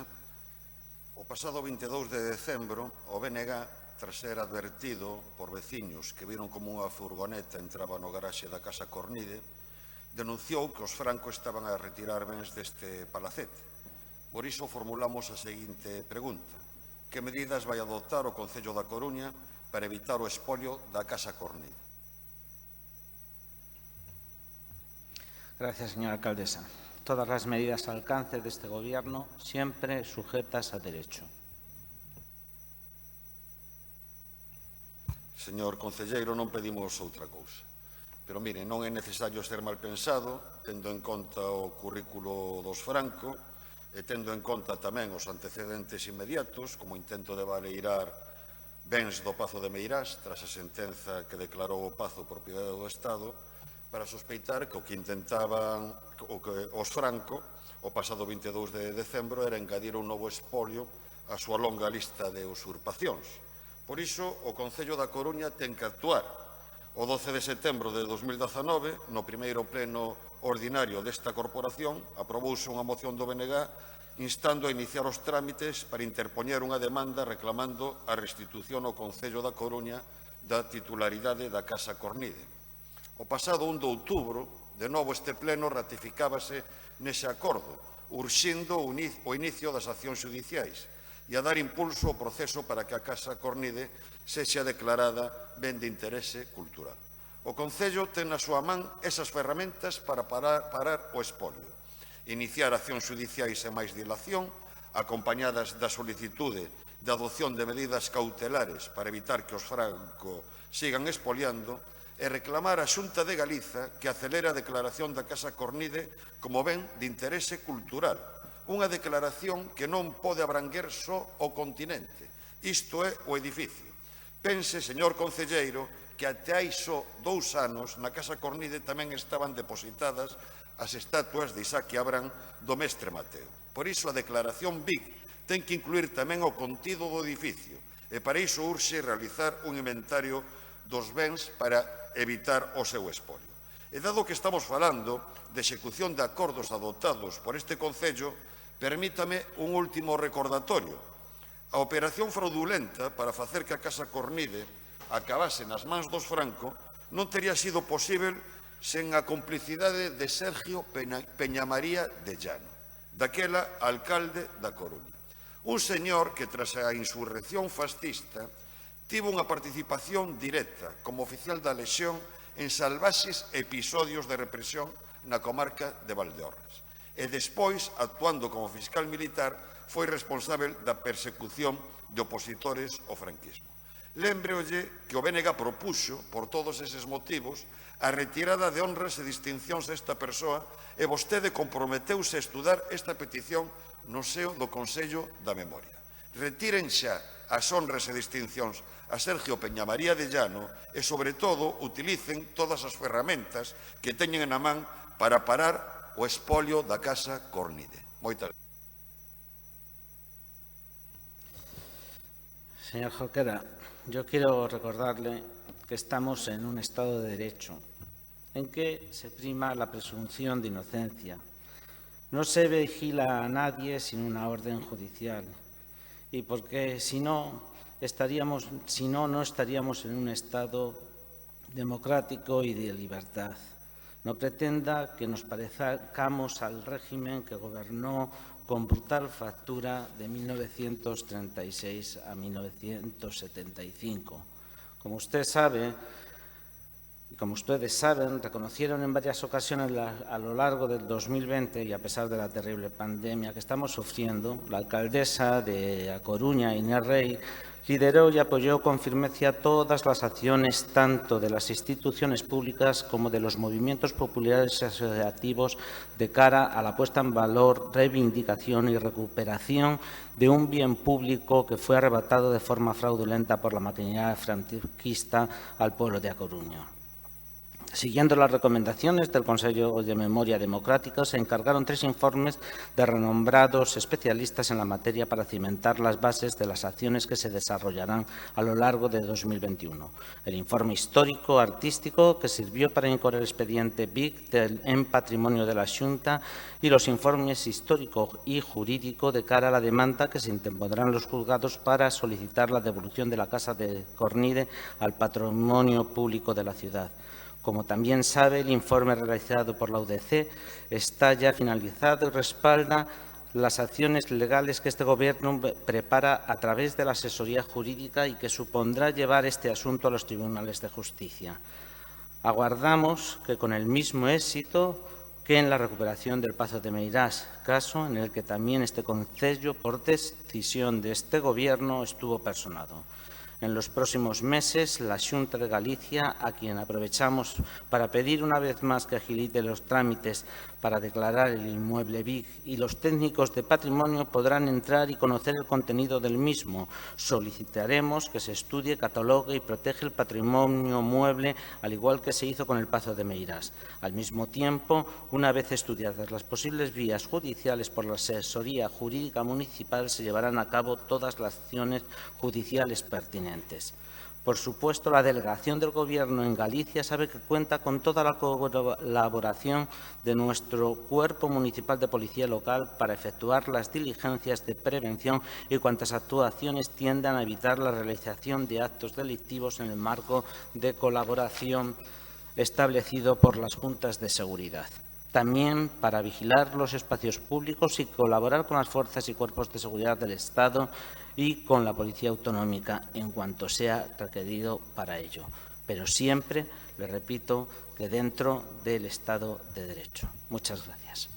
Moitas grazas, señor Jorquera, señor Celemín. Segunda pregunta do BNG.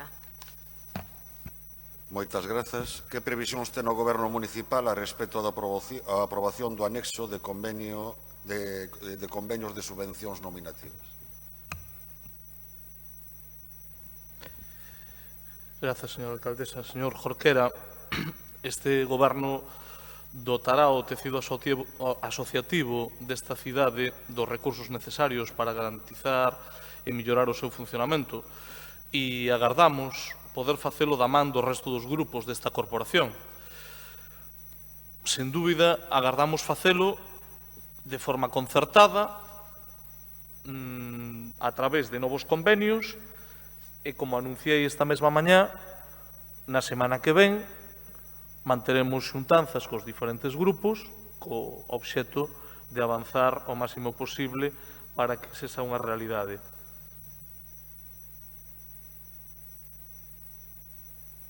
Señor concelleiro, comeza un ano novo. Aproveito para desexarlle a vostede e a todos os membros da corporación un feliz 2021. Que o ano que empeza sexa mellor que 2020, que tampouco é moito pedir, por moito que 2021 non empece ben, tampouco neste concello. Empezas en que teñamos novos orzamentos, comezas en que tan sequera se iniciase o trámite de modificacións de crédito, que son necesarias e urxentes, por mor da decisión do seu goberno de prorrogar os orzamentos, comezas en que aínda estea aprobado o novo presco e comeza coas entidades agardando pola aprobación dos convenios.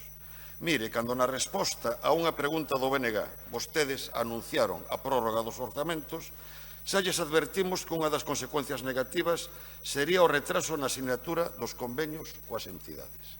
E parécenos grave, na situación de emerxencia que estamos vivindo, que o anexo de convenios de subvencións todavía non fose aprobado.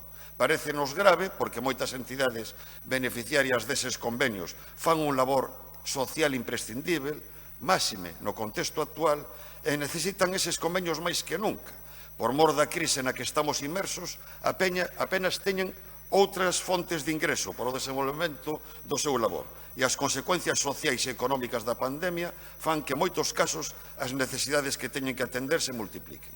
Vostede fala de que se iniciará o proceso de diálogo a semana que ven, pero a semana que ven é a segunda quincena de xaneiro. Ten que vir aínda a pleno aprobación inicial. Ten que pasar un longo trámite até a aprobación definitiva. Cando decidiron prorrogar os orzamentos, cando menos podían ter tido esta previsión para que non estemos nesta situación.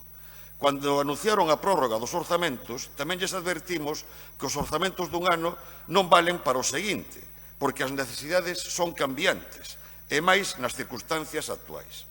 Vostedes xustificaron a medida declarando que coa prórroga a capacidade de gasto estaba asegurada. E agora sabemos que, mentres non se aproben as modificacións de crédito, o gasto vai reducirse en case 17 millóns de euros respecto de 2020, cun recorte de máis de 11 millóns no capítulo de investimentos e recortes tamén en importantes políticas sociais. Dixémosles tamén que coa decisión de prorrogar os orzamentos, vostedes abocaban ao Concello a negociar os orzamentos a retallos, tendo que pronunciarse ao longo do exercicio sobre continuas modificacións orzamentarias, cos retrasos que iso conleva por mor da complexidade da súa tramitación. Posiblemente xa é tarde para que rectifiquen, pero cando menos póñanse as pilas. A oposición deu sobradas mostras do seu sentido de responsabilidade ao longo deste mandato. Estean vostedes á mesma altura e inicien de inmediato o diálogo para abordar as modificacións orzamentarias e os pasos para aprobar canto antes o anexo de convenios de subvencións nominativas. Moitas grazas. Gracias, señor Jorquera. Sabe que lle teño estima, que valoro as súas propostas. Teño que correxilo e non me gusta ter que facelo, sobre todo para evitar que se repita, por si alguén pois ousa cometer o mesmo erro. Vou non poñer en situación, porque eu creo que é moito mellor. Mire, vostede acordou un orzamento para o ano 2020, o seu grupo e o grupo da Marea Atlántica. Recorda, non? Foi aprobado neste pleno con todos os votos a favor agasos do Partido Popular naquele momento. Vostede sabe cando entrou en vigor o orzamento do ano 2020? A pesar de que fixemos un esforzo para negocialo en decembro, sabe que foi na última semana de febreiro, verdade? Supoño que sí. Ten un erro no plano procedimental.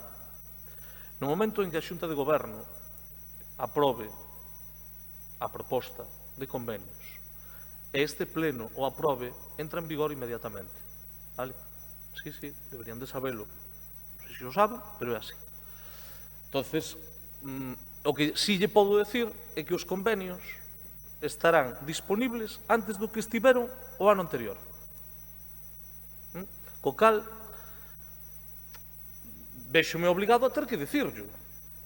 Deixen de repetir permanentemente que as entidades están sin convenios. Cando vostedes firmaron un orzamento, entraron a finais de febreiro.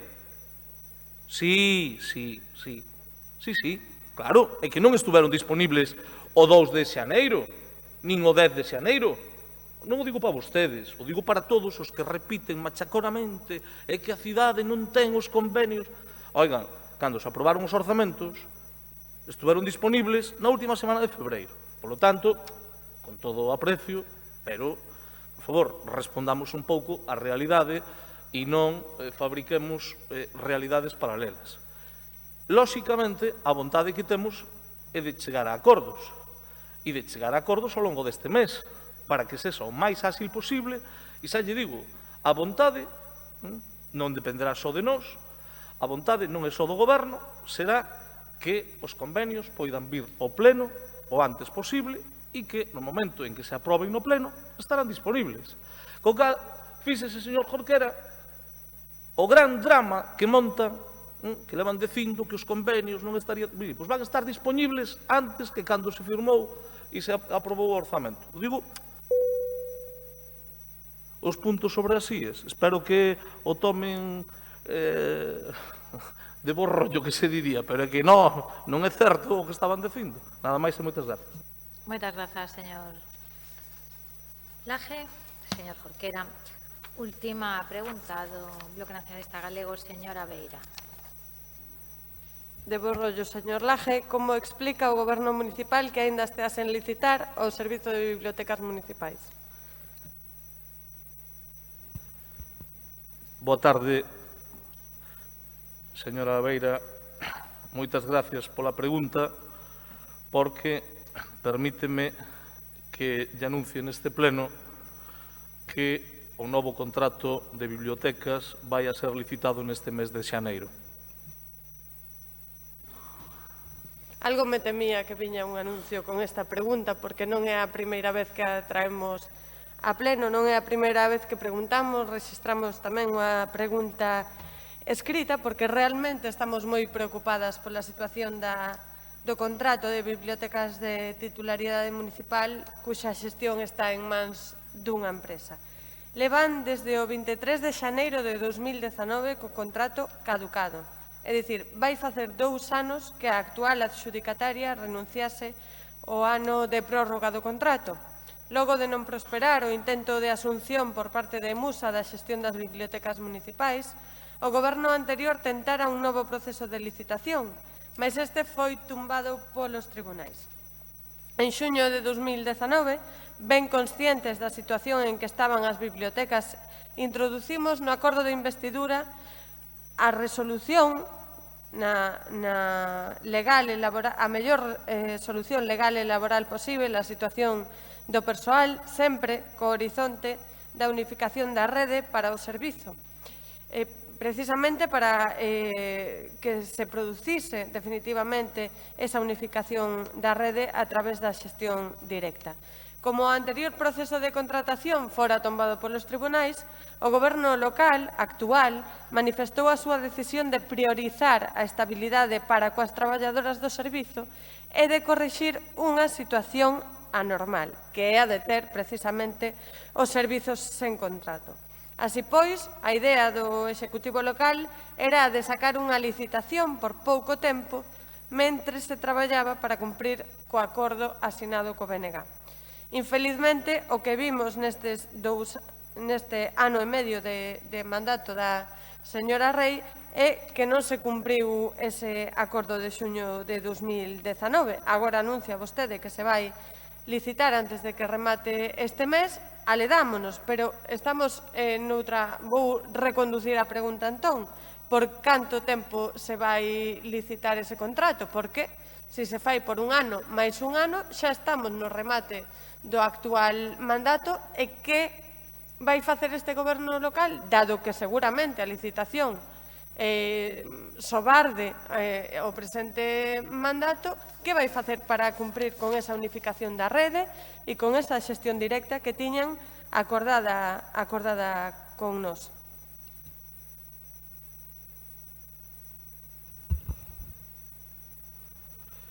Señora Beira, eu alégrome da pregunta. Este goberno ten un compromiso que hoxe ratificamos aquí. Sabe ben vostede que para a alcaldesa este é un asunto importante, e máis é un asunto que depende da propia área de cultura.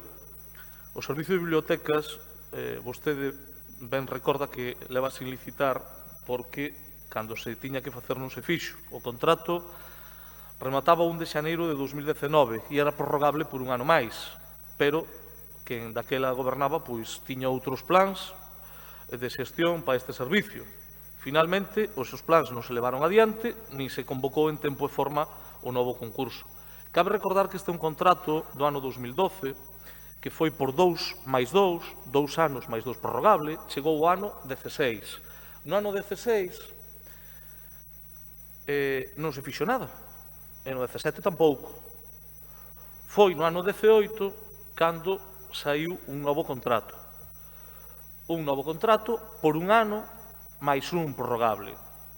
Non se prorrogou e anunciouse unha municipalización que, como vostedes todos coñecen, non chegou a realizarse. O que se fixo daquela, co anterior goberno, foi un negociado de urxencia para a prestación provisional do servicio, mentras, teóricamente, se deseñaba unha nova xestión. Ese negociado foi anulado polo TACGAL o 26 de xuño do 2019 e foi novamente unha xestión levada a cabo antes da toma de posesión deste goberno, do goberno que preside a nosa alcaldesa. Como ben relatou vostede, o problema non é novo, é certo, e dado que non é novo, pois abordouse, traballouse e finalmente neste mes licitarase o novo contrato. Por iso, hoxe é un día importante, porque nos permite contar o que imos a facer.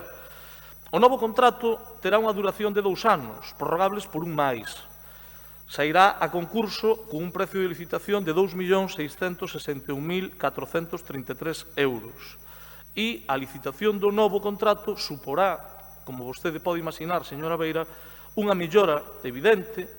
Falando desa dirección unificada da rede, como vostede apuntaba, se traballa nesa dirección, evidentemente, se van dando pasos nesa dirección, e se incorporan melloras, como a aposta pola creación dunha biblioteca digital audiovisual, adaptando así as bibliotecas públicas a unha realidade que chegou xa fai algún tempo.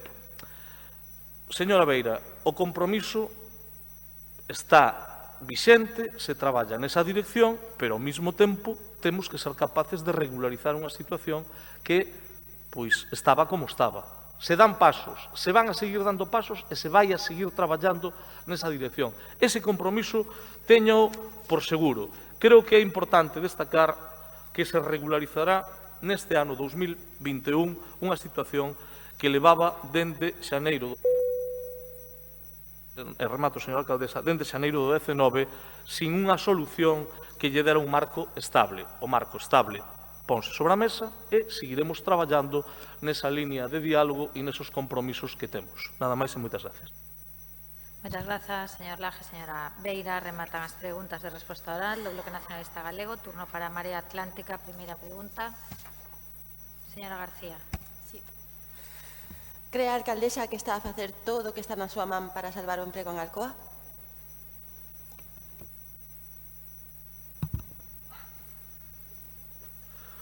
Sí, señora García, pois o compromiso deste goberno e da nosa alcaldesa cos traballadores da antiga Alcoa é absoluto e inquebrantable. Eso é o que lle podo decir. O igual que o respaldo que está dando a nosa alcaldesa ao necesario mantemento da actividade industrial nesta cidade. Está a facer todo o que está na súa man. Está a traballar todos os días con interlocución permanente cas diferentes institucións e, polo tanto, evidentemente, con un compromiso firme e inquebrantable. Caramba, pois igual falta darlle visibilidade a ese labor, porque nos cando asistimos ás movilizacións dos traballadores de Aloibérica, en realidade o que se canta é onde está a alcaldesa. E a alcaldesa onde está? Onde está a alcaldesa, non? Decía o alcalde Xulio Ferreiro que onde remataban as súas competencias comezaban as súas incumbencias. E así un montón de cuestións que non son de obriga e de competencia directa do Concello sí que deben ser do interese do seu alcalde, da súa alcaldesa como máximo representante da cidadanía.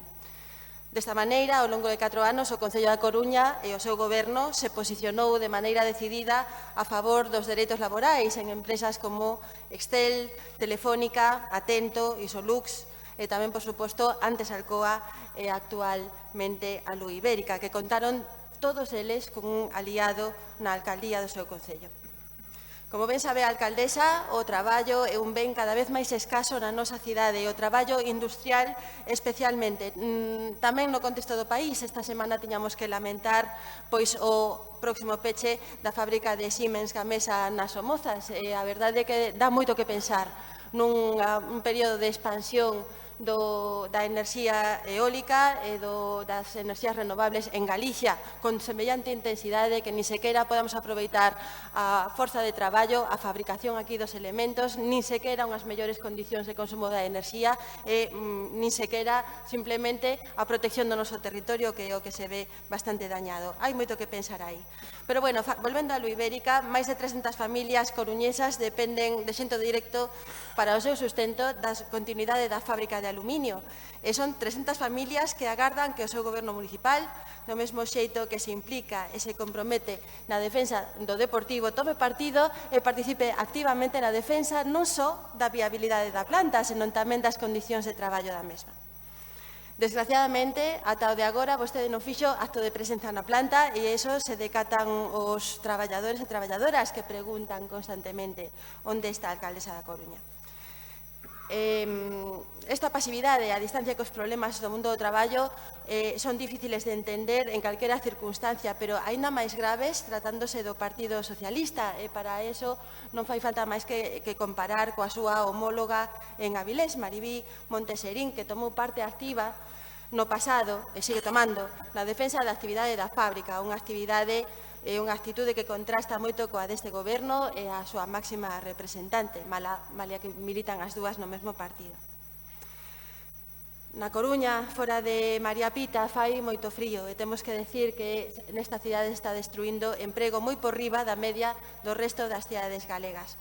O goberno municipal non debería ser alleo a este drama, ademais de vivir na realidade paralela dos pactos con Feijóo, que a ver cando e como se materializan. Estamos expectantes por velo máis alá de asinar convenios, estamos desexando ver como se desbloquearon na práctica todas esas cousas da estación intermodal e todas estas cousas que imos ver xa de contado. Creemos que fai falta unha maior implicación na defensa do emprego e na defensa da industria, da Coruña. Sí, eu vou acabando. Tampouco estaba vostede na manifestación dos hostaleiros en María Pita, outra loita que creemos que é absolutamente lexítima, por iso queremos trasladarlle a petición de que baixe á rúa, de que defenda o emprego na cidade, de que faga presión cos seus aliados no Goberno de Madrid, de que defenda as industrias no momento en que fai moitísima falta. Moitas gracias. Gracias, señora alcaldesa. Señora García, pareceume entenderlle que non lle gustara moito a defensa que fixo a nosa alcaldesa dos intereses desta cidade cando nos quixeron pisotear dende a Liga de Fútbol Profesional o caso Fuenlabrada e cando a nosa alcaldesa defendeu o Real Club Deportivo da Coruña. Pois, señora García, digolle que creo que a señora alcaldesa actuou como debe de actuar calquera alcalde ou alcaldesa dunha cidade que defendendo os intereses desta cidade. E a verdade é que me chama poderosamente a atención esa referencia que vostede fixo. Tamén as referencias que fai ás manifestacións. A verdade é que se se mide o grado de xestión polas manifestacións, creo que explica bastante ben o que entendían vostedes como goberno por xestionar, claro, porque se vai por kilómetro recorrido de manifestación, é certo que seguramente vostedes estén nun nivel de execución, permítame a brincadeira orzamentaria, seguramente do 100%. O que pasa é que xestionar non ten que ver cas manifestacións. Está ben participar nas manifestacións, os socialistas facémolo con bastante frecuencia, e seguramente vostede dixo que na primeira resposta que lle din que se debía de visualizar máis. A verdade é que teñen unha contradición grande, porque despois non lle gusta, dicen que sacan moitas fotos. Teñen que poñerse de acordo. Eu, ás veces, cóstame darlle respostas porque, vamos a ver, vostedes queren que se visibilice a señora alcaldesa ou non? Hai que aclararse. Moitas fotos, poucas fotos. Moitos kilómetros de manifestación, poucos kilómetros de manifestación. Vostede non se dá conta que cando ao final o debate xira en torno aos metros cuadrados que un ocupa nunha manifestación é que algo ben debe de estar facendo o goberno que intenta facerlle a crítica. Claro, ao final fan referencias aos acordos ca Xunta de Galicia ou co goberno de España. Bueno, eu entendo que lle sorprenda, porque vostedes, precisamente, cando gobernaron, fixeron xusto o contrario. Señora alcaldesa, militante do Partido Socialista desde fai moitos anos, como a señora Maribí Monteserín, unha grandiosa alcaldesa de Avilés, sen dúbida ninguna, claro. E chegan a acordos cos gobernos autonómicos, cos gobernos de España, e pelexanse e defenden os intereses das súas respectivas cidades, cando hai que pelexar co goberno da comunidade autónoma ou co goberno do Estado. Esa é a tarefa ordinaria. É claro que está facendo xestións e traballando. Quero recordarlle que foi un goberno socialista o que o pasado 15 de decembro aprobou, por fin, o Estatuto dos Consumidores Electrointensivos, normativa que, por certo, inclúe no seu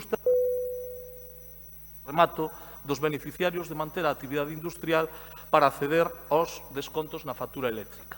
Preocupación, ocupación e estar pegados á problemática de Alcoa, toda. Creo que ninguén pode poñer en dúbida o compromiso, e os traballadores de Alu Ibérica o saben, da alcaldesa da Coruña, que desde logo está pegada ao terreo, sabendo de que fala e coa interlocución cos diferentes asentes económicos e sociais e coas institucións. Por lo tanto, creo que non se lle pode dar leccións. Agora ben, si o que piden é cantos kilómetros fixo de manifestacións, pois sí, a verdade, ao mellor, pois non foi a que máis kilómetros recorreu de manifestacións. Moitas grazas. Seguinte pregunta da María Atlántica, señor Martínez. Cantas vivendas novas pensa a alcaldesa que precisa a Coruña? Sí, pois, señor Martínez, como saben, temos en conta as estimacións derivadas dos estudios sectoriais estatísticos sobre as necesidades do parque de vivendas na Coruña. Vaya, empezamos mal. Ia decir que o sentido da pregunta é precisamente non ser injusto co goberno. É dicir, eu creo que os gobernos non son os responsables dos estudos que encargan, que ao cabo é como pedir unha opinión, tampouco son responsables dos estudos que reciben. Son responsables, en todo caso, de que interpretación lle dan a esa opinión externa que se pide ou se contrata e si se asume ou non se asume, como se asume e como se aplica. De aí que, aínda sabendo o que di ese estudo estatístico sobre vivenda, que iramos saber como interpreta o goberno, que credibilidade lle dá e, sobre todo, que quere facer con iso. Os discursos da demanda ou os modelos de demanda, se me permiten a brincadeira, pasa un pouco como pasa cando o Partido Popular invoca a Constitución, ¿no? Que de entrada hai que poñerse a cuberto. Históricamente xustificaron ou se empregaron os modelos de demanda para as peores políticas de mobilidade posibles, as políticas en realidade de infraestructuras ou peor de cemento, se necesitan. 80.000 nuevos vehículos van a venir, hai que ampliar carriles, ampliar infraestructuras, claro. Os modelos de oferta o que din é como quero que se desplace a xente. Transporte público, en bicicleta ou por ese vial. Ben, eu creo que ese xiro, esa reflexión debe facerse tamén no caso da vivenda. Digo, un pouco a modo de brincadeira, que hai que ter cuidado cos modelos de demanda, pero máis cuidado hai que ter coas interpretacións que se dan a eses datos de demanda. Non poño dous exemplos e evidentemente caricaturizarei porque teño 2 minutos. Decía un representante dos promotores inmobiliarios que se dedican a promover vivenda, non se dedican a estatística, se dedican a promover vivenda, se queixaba amargamente nun medio de comunicación, decía, es que la Marea Atlántica decía que había 20.000 viviendas vacías en a Coruña. Dicir, home, non. A Marea Atlántica fixo moitísimas cousas, a maioría mal, a xuízo de algunha xente, pero non nos dedicamos a contar vivenda baleira. Esa cifra é do Instituto Nacional de Estatística. Hai quen interpreta o estudo encargado como unha revisión á baixa do dato da vivenda baleira. E iso, evidentemente, non é inocente. É un xeito de dicir hai moita menos vivenda baleira da que hai. Non lle estou atribuindo estas opinións a vostede, señor Villoslada, nin ao goberno. Pero podemos lelo estes días. Non hai 20.000, hai 11.000. Non, mire, ese estudo que di é que hai 11.000 seguro e que hai outras 20.000 que non podemos dicir se están baleiras ou non, é dicir, que hai entre 11.000 e 30.000. Tan desencaminado non debía ir o INE. Outro argumento verdadeiramente perigoso e falaz é o da dinámica metropolitana. É que se fan moitas vivendas en Oleiros ou en calquera outro concello da conurbación porque non se fan na Coruña. Iso sabemos que é falso. Resolver o problema do equilibrio da dinámica de crecemento a nivel metropolitano pola vía da competencia a hora de artificializar solo nos municipios sabemos que é un erro. Ao final, eses datos de presunta demanda, que son cuestionables en sí, se toma o escenario sen demasiada base e se toma o escenario máis optimista. Curiosamente, eses datos nunca se toman para planificar servizos urbanos ou para garantir prestacións. De feito, o plan que avala a ampliación do CHUAC non fai ese cálculo. Fai un cálculo de reducción da poboación da área sanitaria. Non se toman estes datos como unha verdade revelada para empezar a planificar a curtísimo prazo a ampliación da rede de escolas infantís, por exemplo. Curioso, esa é a proba do algodón. Estes datos sempre se toman para xustificar o negocio e, novamente, non lle estou atribuindo aínda estas opinións ao goberno, senón ás voces interesadas que estamos escoitando. Nós o que queremos é saber como interpreta o goberno municipal ese estudo e, en segundo lugar, que pretende facer. Nos pensamos que hai que darlle a volta ao enfoque, que a información que contén ese estudio é valiosa e é útil, pero que hai que empezar a discusión ao revés. Que cidade queremos, que tipo de crecemento e articulación metropolitana, que modelo de mobilidade, como garantimos que función e que cuidado lle damos ao bordo litoral e a partir de aí discutir sobre a política de vivenda, fundamentalmente sobre 3 eixos, non todos eles de competencia estritamente municipal, intervención no mercado do aluguer, rehabilitación e adaptación do parque de vivenda e promoción de vivenda pública, e son, creo, 3 pivotes sobre os que debería xirar ese plan polo dereito a vivenda que propuxemos nunha moción e que desexamos que comece a elaborarse canto antes mediante o debate dos grupos municipais na Comisión de Vivenda. Nada máis, moitas grazas. Sí, señor Martínez, este estudio estadístico que durante o goberno que vostedes presidían e encargaron a través de Musa, un estudio estadístico sectorial, pero non do sector inmobiliario, un estudio estadístico técnico e, polo tanto, presumimos, máis que presumimos, temos coñecemento de que ese estudio foi encargado con absoluta independencia e o resultado do estudio ten absoluta independencia nas súas conclusións, que, por certo, se basa nas análisis estadísticas das autoridades estadísticas, é dicir, tanto do Instituto Nacional de Estadística como do Instituto tamén Galego de Estadística. Este estudio e estes resultados, evidentemente, hai que interpretarlos, pero o que nos axuda é ter a fotografía da cal é a situación do parque da vivenda na nosa cidade e vai facilitar, evidentemente, a nosa aposta por levar adiante un plan municipal de vivenda que, ademais, nos permita concurrir os novos plans estatais de vivenda. E, por certo, desde aquí me gustaría facer un chamamento a que a Xunta de Galicia, dunha vez por todas, faga política de vivenda. Política de vivenda, protección oficial, xa non na Coruña, sino en toda Galicia. Porque seguimos coas 40 vivendas de Susán. Distinto é, señor Martínez, que os resultados ou a foto que se poda concluir deste estudio lles convenza máis ou menos respecto de cando fixeron ese encargo. Nos aí recibimos un resultado que entendemos como absolutamente independente. Por certo, que sí que existen moitos informes, estudios de demanda dos sectores interesados neste ámbito. Algúns datos do estudio que creo que son importantes para ter esa fotografía e, polo tanto, tomar conclusións. En primeiro lugar, e comentamos isto, creo que é algo no Consello de Administración de Musa, no que recibíamos o documento, a porcentaxe de vivenda principal habitual na Coruña do 77%, fronte ao resto das áreas urbanas de Galicia, que están no 66%. A proporción de vivenda baleira na Coruña estaría nun 14%, un punto por riba da media española, e 4 puntos por baixo da media das áreas urbanas de Galicia, que estaría no 18%, e que está cuantificando, sí, en 19.285 vivendas baleiras. Hai que distinguir as baleiras en bo estado e as baleiras en mal estado. Por certo, mobilizar vivenda baleira, como saben, é unha política complicada, pero que hai que tratar de desenvolver. A taxa de alugueiro na nosa cidade é do 30%, que está bastante por riba da media das cidades galegas. E sí que é certo que ese estudio tamén reflicte unha proxección de certo crecemento demográfico a 2033 de entre 3.000 e 13.000 habitantes respecto do censo de 2018. Este estudio está dando como resultado a necesidade en termos brutos de 10.000 vivendas principais de aquí a 2033 entre vivenda nova e vivenda rehabilitada, porque hai que ter en conta a demanda potencial de cambio de vivenda, a necesidade de acceso dos menores de 35 anos a vivenda e que temos 3.000 demandantes de vivenda no Rexistro Único de Vivenda de Protección Oficial da Xunta de Galicia.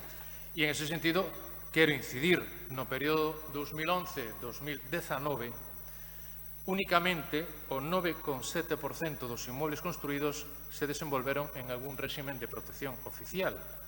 Galicia foi, en todo este período de tempo, a antepenúltima comunidade autónoma de todo o país en desenvolver políticas de vivenda de protección oficial. Únicamente por baixo están Melilla e Baleares. Por iso, apelamos a que a Xunta de Galicia dunha vez aposte pola política de vivenda. Por iso digo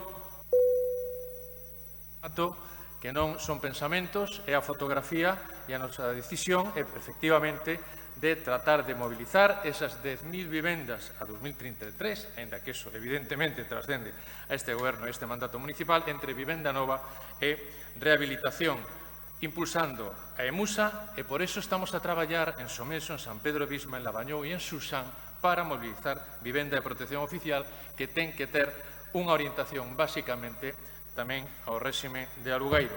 Como digo, non son datos, non son relatos, perdón, son datos que exista demanda de vivenda, que exista unha tendencia suave pero positiva de crecemento poboacional, son datos positivos.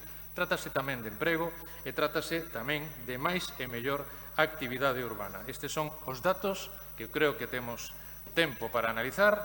Convocaremos unha comisión, por certo, de urbanismo e vivenda para analizar os resultados destes estudios estadísticos, como comentei, naquel Consello de Administración da Empresa Municipal de Vivenda e Servicios, para poder trazar ese plan municipal de vivenda absolutamente necesario para tamén intervir neste importante sector dun dereito tamén recoñecido na Constitución. Gracias. Moitas grazas. Señor Martínez e señor Díaz Villoslada. Terceira e última pregunta da María Atlántica, señora García. Sí, gracias. Como valora a alcaldesa o grave retroceso democrático que está a padecer o Concello da Coruña? Pois, señora García, o Goberno municipal considera que o Concello da Coruña goza dunha saúde democrática excelente e exemplar. Sí, non opina así todo o mundo. Recentemente nos chegaron reiteradas protestas de usuarios e usuarias de redes sociais que se queixan de que o Concello lles bloqueou as súas contas nas canles oficiais do Concello. Entendo que as críticas non son sempre complacentes, pero tamén entendo que ninguén de nós veu aquí a que lle tiraran flores, aínda que, bueno, falando de tirar flores, teño que lembrarme de que aquí, neste salón de plenos, ao alcalde Xulio Ferreiro lle tiraron flores para a súa tumba, pero en ningún caso Xulio Ferreiro bloqueou o acceso da cidadanía ao pleno, nin sequera que trouxeran calquera tipo de cartel ou de pancarta ou de camiseta para poder expresar as súas mensaxes. Entendemos que o goberno de Inés Rei confunde o que é o público co que é o privado e confunde as redes sociais e as vías de comunicación oficial da institución do Concello co que poden ser os seus perfís persoais ou incluso os perfís de partido que poden xestionalo da maneira que mellor conveña. Pero non convén confundir as dúas cousas, nin pensar que as canles de comunicación do Concello, sexan redes sociais ou sexan as que sexan, están aí para facerse autobombo e utilizalas de maneira publicitaria. Para nós o peor de todo iso xa non é o autobombo, é a propaganda e a publicidade que o vimos denunciando durante moitísimo tempo, senón que se limita realmente á liberdade de expresión da veciñanza, que algunhas veces está efectivamente para felicitarnos e para agradecernos o noso labor, e a meirande parte das veces está para presentar demandas e críticas que, aínda que non nos gusten, pois deben ser escoitadas. A inicio do mandato, o goberno socialista decidiu acabar co Dillotí e lle podía ter chamado da maneira que quixera, pero nos parecía moi importante realmente que o goberno se achegara unha vez ao mes a cada barrio e simplemente escoitar a cidadanía e for ali a render contas, que creo que é unha misión moi saudable que temos como representantes públicos e que deberíamos seguir mantendo e instaurando.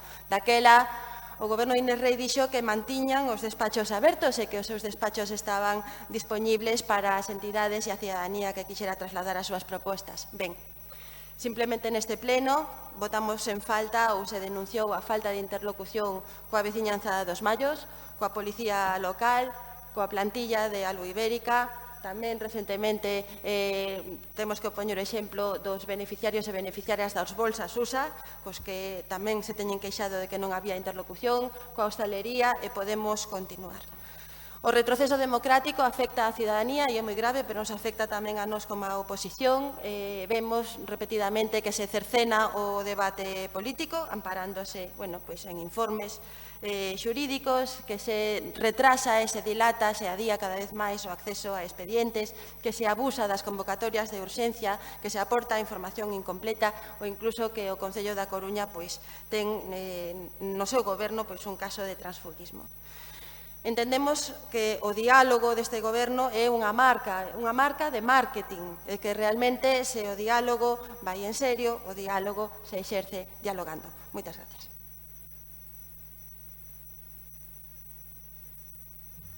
Bueno, gracias, señora alcaldesa. Eu, señora García, teño que decirlle, agradezcolle a cordialidade que penso que fomos capaces de recuperar.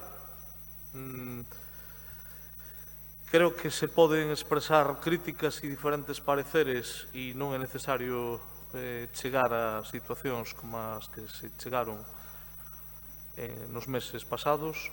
Creo que recuperamos a senda da normalidade e do entendemento cos diferentes grupos municipais. Eu entendo que non vemos igual a xestión municipal, é lóxico, o seu grupo, vostede mesmo, forman parte da oposición, teñen que formular críticas, é razonable. Só lle quero recordar que só do seu partido atendéronse durante o ano pasado 77 solicitudes de acceso a outros tantos expedientes.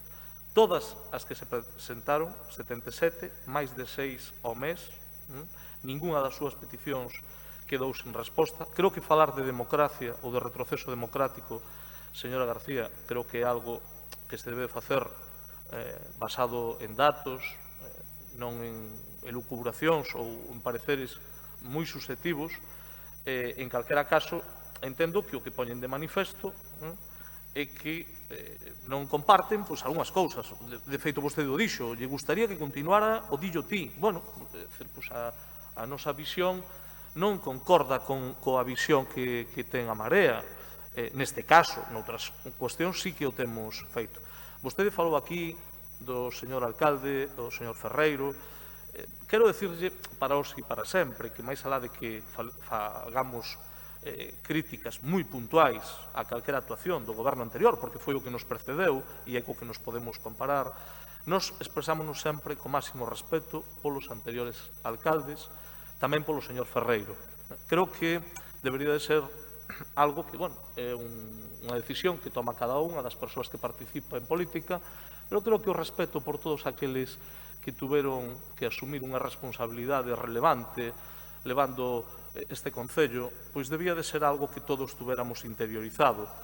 Polo tanto, máximo respeto ao señor Ferreiro, que intentaría facer o mellor posible. Non hai autobombo ningún, hai o máximo de respeto á liberdade de expresión. O que non debe de haber é impunidade, vamos a decirlo así, en que aqueles acochados no anonimato poidan utilizar unhas redes sociais que non teñen reglas nin marco regulatorio.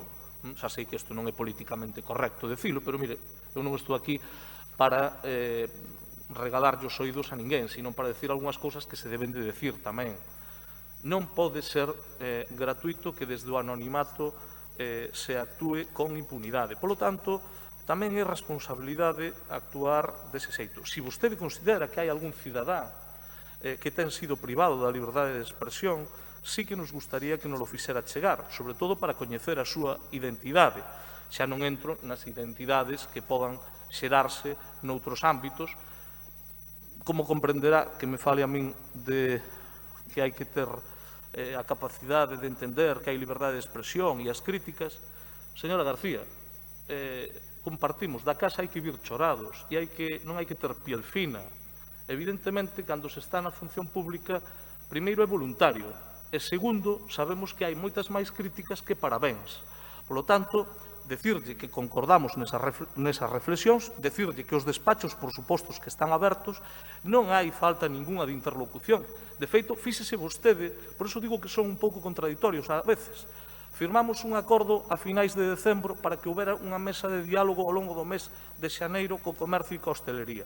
Vostede, en este totum revolutum que fixo na súa intervención, citou diferentes sectores. Onte mismo vostede, que non é goberno, estivo sentada nunha mesa na que participaron todos os voceiros e voceiras da oposición para escoitar os sectores do comercio e da hostelería. Por certo, dando cumprimento a un pacto, a un acordo ca Marea Atlántica e co Bloque Nacionalista Galego. Señora alcaldesa, así que falta de diálogo ningún. E, desde logo, que non é marketing. Son feitos reales que, ademais, non deberían de ser patrimonio deste goberno. O feito de que os grupos políticos falen, se entendan e cheguen a acordos debería de formar parte da normalidade democrática. Por iso, creo que abrimos 2021 con boas expectativas e eu agardo que sexa posible tamén chegar a acordos coa Marea Atlántica porque fomos capaces de facelo no pasado e non debe de haber impedimentos máis alá das diferencias que haxa para poñer por riba os intereses da cidade. Eso é as indicacións que temos da nosa alcaldesa e espero e agardo que a Marea Atlántica tamén poña por riba os intereses da cidade e non ningunha situación de regate corto. Nada máis e moitas gracias. Moitas grazas, señor Laje, señora García. Turno das preguntas orais do Partido Popular. Comeza o señor Rodríguez. Considera o Goberno municipal que os novos contenedores de lixo supoñen unha mellora no tratamento dos residuos sólidos da nosa cidade? Soy en parte. O pasado 12 de decembro, a alcaldesa e a concelleira de Medio Ambiente presentaron os contenedores de lixo que renovarán os existentes como mostra, dixeron, do compromiso deste Goberno coa mellora dos servizos públicos básicos. Esperemos que isto non sexa certo e que o compromiso sexa maior. Orfos de virtudes tiveron que destacar dos contenedores que están fabricados con materiais totalmente reciclados. Isto no 2021 é como vender un televisor dicindo que ten mando a distancia. E son silenciosos gracias ás tapas dos colectores que ao baixalas non fan ruido. E isto, ollo, non é grazas a algún tipo de dispositivo hidráulico, como puidera pensar, senón a veciñanza xa non sufrirá, en teoría, o ruido das tapas dos contenedores grazas a este prodixio innovador da industria 4.0, chámase tope de goma con tornillo. A señora concelleira recalcou a importancia do cambio significativo da cor representativa da fracción orgánica que pasa de verde a marrón. Aquí pecou vostede porque referiuse únicamente á cor das tapas, cando ben podía gabarse dese elegante gris entre pizarra e lobo según a incidencia da luz do sol do corpo dos contenedores. E xusto por iso si hai que felicitalas, señora alcaldesa, señora Fontán, e que se non lle chegan a cambiar a cor ninguén distinguiría os contenedores novos dos vellos. Miren, voulles dar o dato definitivo que acredito o fiasco desta renovación e o ridículo da presentación. Hoxe, justamente esta noite, estréase a tempada 21 da serie Cuéntame como pasou, que vai polo ano 1992, Pois ben, hai xa 7 tempadas que a familia Alcántara deposita o seu lixo no modelo original dos innovadores contenedores que vostedes presentaron con toda pompa e boato para vergoña propia e allea hai escasamente un mes. O triste que rematará a serie e case con toda a seguridade os Alcántara coruñeses seguiremos depositando lixo neses contenedores por obra gracia da Marea Atlántica e do Partido Socialista. Resumindo, temos gastado que non investido 20 millóns en cambiar a cor dos contenedores, porque ao marxe deste cambio de cor non ataparemos, aínda que deberíamos, outras diferencias cos anteriores contenedores, como podría ser a carga lateral, que tremendo error e que oportunidade perdida, a sensorización que facilita información en tempo real de enchido, cheiro, ruido, temperatura, a apertura con pedal, por exemplo, da apertura inteligente xa mellor nin falamos, ou a división en orixe dos restos inorgánicos distinguindo entre envases lixeiros e os contenedores de restos. Que menos que aproveitar e anunciar canda menos un proxectiño piloto de recollida selectiva. Miren, renuncian vostedes a estar na vanguarda das cidades innovadoras na recollida e tratamento dos residuos e seguiremos, alo menos, unha década máis no furgón de cola. De verdade, señora Rei e señora Fontán, pagaron apenas 3 anos en contrato e 20 millóns de euros para isto? A resposta é rotundamente non. E remato xa, anunciaron tamén que máis adiante procederá a renovación das unidades das fraccións selectivas de papel, cartón e vidro. Preocúpense primeiro de solucionar os continuos problemas de recollida destes residuos, tal e como acreditou a injustificable situación padecida na nosa cidade nos días previos e posteriores ao día de Nadal, sen que polo momento se teña dado ninguna explicación do porqué.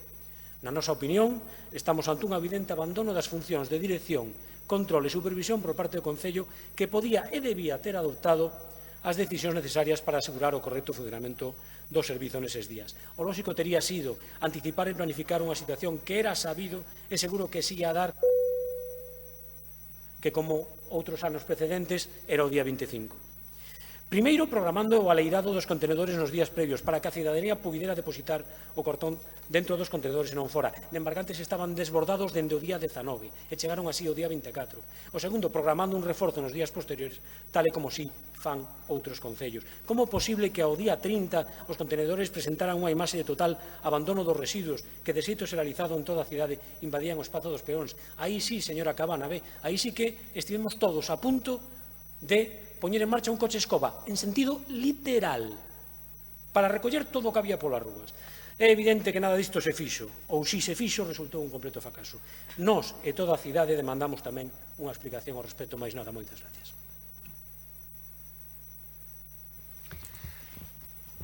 Ainda que lle pareza mentira, señor Rodríguez, estou en parte de acordo con vostede. Mire, a nosa alcaldesa é unha muller do seu tempo, unha muller do século XXI, polo que esos contenedores non representan o modelo que a ela lle gustaría para unha cidade que pretende modernizar e situar no mapa das cidades máis avanzadas. Coido que vostede coñece perfectamente que nós ese contrato xa o heredamos. Nós non huberemos escollido esos contenedores. Tuvémoslo que presentar porque había todo un mapa que os cidadáns iban a ver de cambio, e tiñan que enterarse, de cambio dos contenedores. Por certo, o gris. Mire, acaba de sacar a Xunta de Galicia, que non é nosa, é do seu partido, unha orde pola cal suxiren determinados cambios, tanto nos medios naturais, nos entornos naturais, como incluso no tema dos residuos, e indican a oportunidade de que, efectivamente, os contenedores sexan grises. Mire usted por onde. De todos os xeitos, non nos gustan esos contenedores, non son o noso modelo, pero teremos que facer da necesidade virtude. E como faremos desa necesidade de virtude? Pois precisamente co que nos falta agora, que é o contrato de recollida, que, como ben sabe vostede, está todavía recurrido. A verdade é que, cando teñamos esos camións, cando falo de que non hai un servicio como nos gustaría, é porque, se fora por nós, o servicio sería de carga lateral e non de carga trasera. Vale? Pero é agora os selectivos, os de monomaterial, os que son de vidrio e de papel, serán de carga lateral. E na ubicación que estamos facendo agora, que iso sí o podemos facer con este novo contrato, estamos aproveitando para facer un estudo das localizacións máis axeitadas, non só para poñer as sillas dos novos contenedores, que sí serán mellores, porque temos facilidade para escollelos, así como para incrementar o número de contenedores ali onde sexa necesario e reubicalos. Non obstante, como decía vostede acertadamente, estas eivas que presentan estes contenedores serán subsanadas co que é realmente importante, que este contrato de recollida. A revisión de horarios, o número de recollidas, ou acordos con sectores fundamentais na aportación de monomaterial, en particular os circuitos de cartón e papel e vidrio e, por suposto, os voluminosos, irán acompañadas de campañas, sobre todo, primeiro, poñendo en marcha algunhas precisamente para estes sectores e logo unha para os cidadáns, para que teñan bastante claro como funciona o servicio de recollida nesta cidade. E miren, no que acontece co tema en concreto de Nadal, e xa con isto remato, efectivamente o panorama foi desolador. E foi desolador porque coincidiu, a pesares de nós ter un reforzo navideño como todos os anos na recollida de residuos, coincidiron uns días bastante nefastos de tormenta, con unha velocidade de vento enorme que, precisamente por ser de carga superior, non poderíamos utilizar a grúa sin poñer en perigo os traballadores, os viandantes e os vehículos. Dito isto, saíron un montón de furgonetas para facer a recollida a man de todo o que había ao redor desos contenedores. E recordar a todo o mundo que o día 25 e o día 1, o día 25 de Nadal e o día 1 de xaneiro, os traballadores tamén teñen dereito ao descanso. Aínda así, habíase feito un reforzo bastante grande para recoller con furgonetas todo o que había ao redor desos contenedores, porque non se podían recoller ca grúa de carga superior. Nada máis e moitas gracias. Moitas grazas, señor Rodríguez. Señora Fontán, segunda pregunta do Partido Popular, señora Gallego. Muchas gracias. ¿Qué gestión está haciendo Enerrey para que el Gobierno del Estado deje de discriminar a nuestra ciudad, cumpla con su obligación y licite de una vez la construcción de la conexión ferroviaria del puerto exterior? Sí, señora Gallego, voulle repreguntar nesta primeira que anda polo menos, non sei se fixeron vostedes esta pregunta durante os máis de 7 anos que gobernaron en Madrid. Por certo, unha cuestión formal, eu non me dirixiría ao señor Negreira como Carlos Negreira nunha pregunta, sino como señor alcalde ou señor Negreira, nada máis.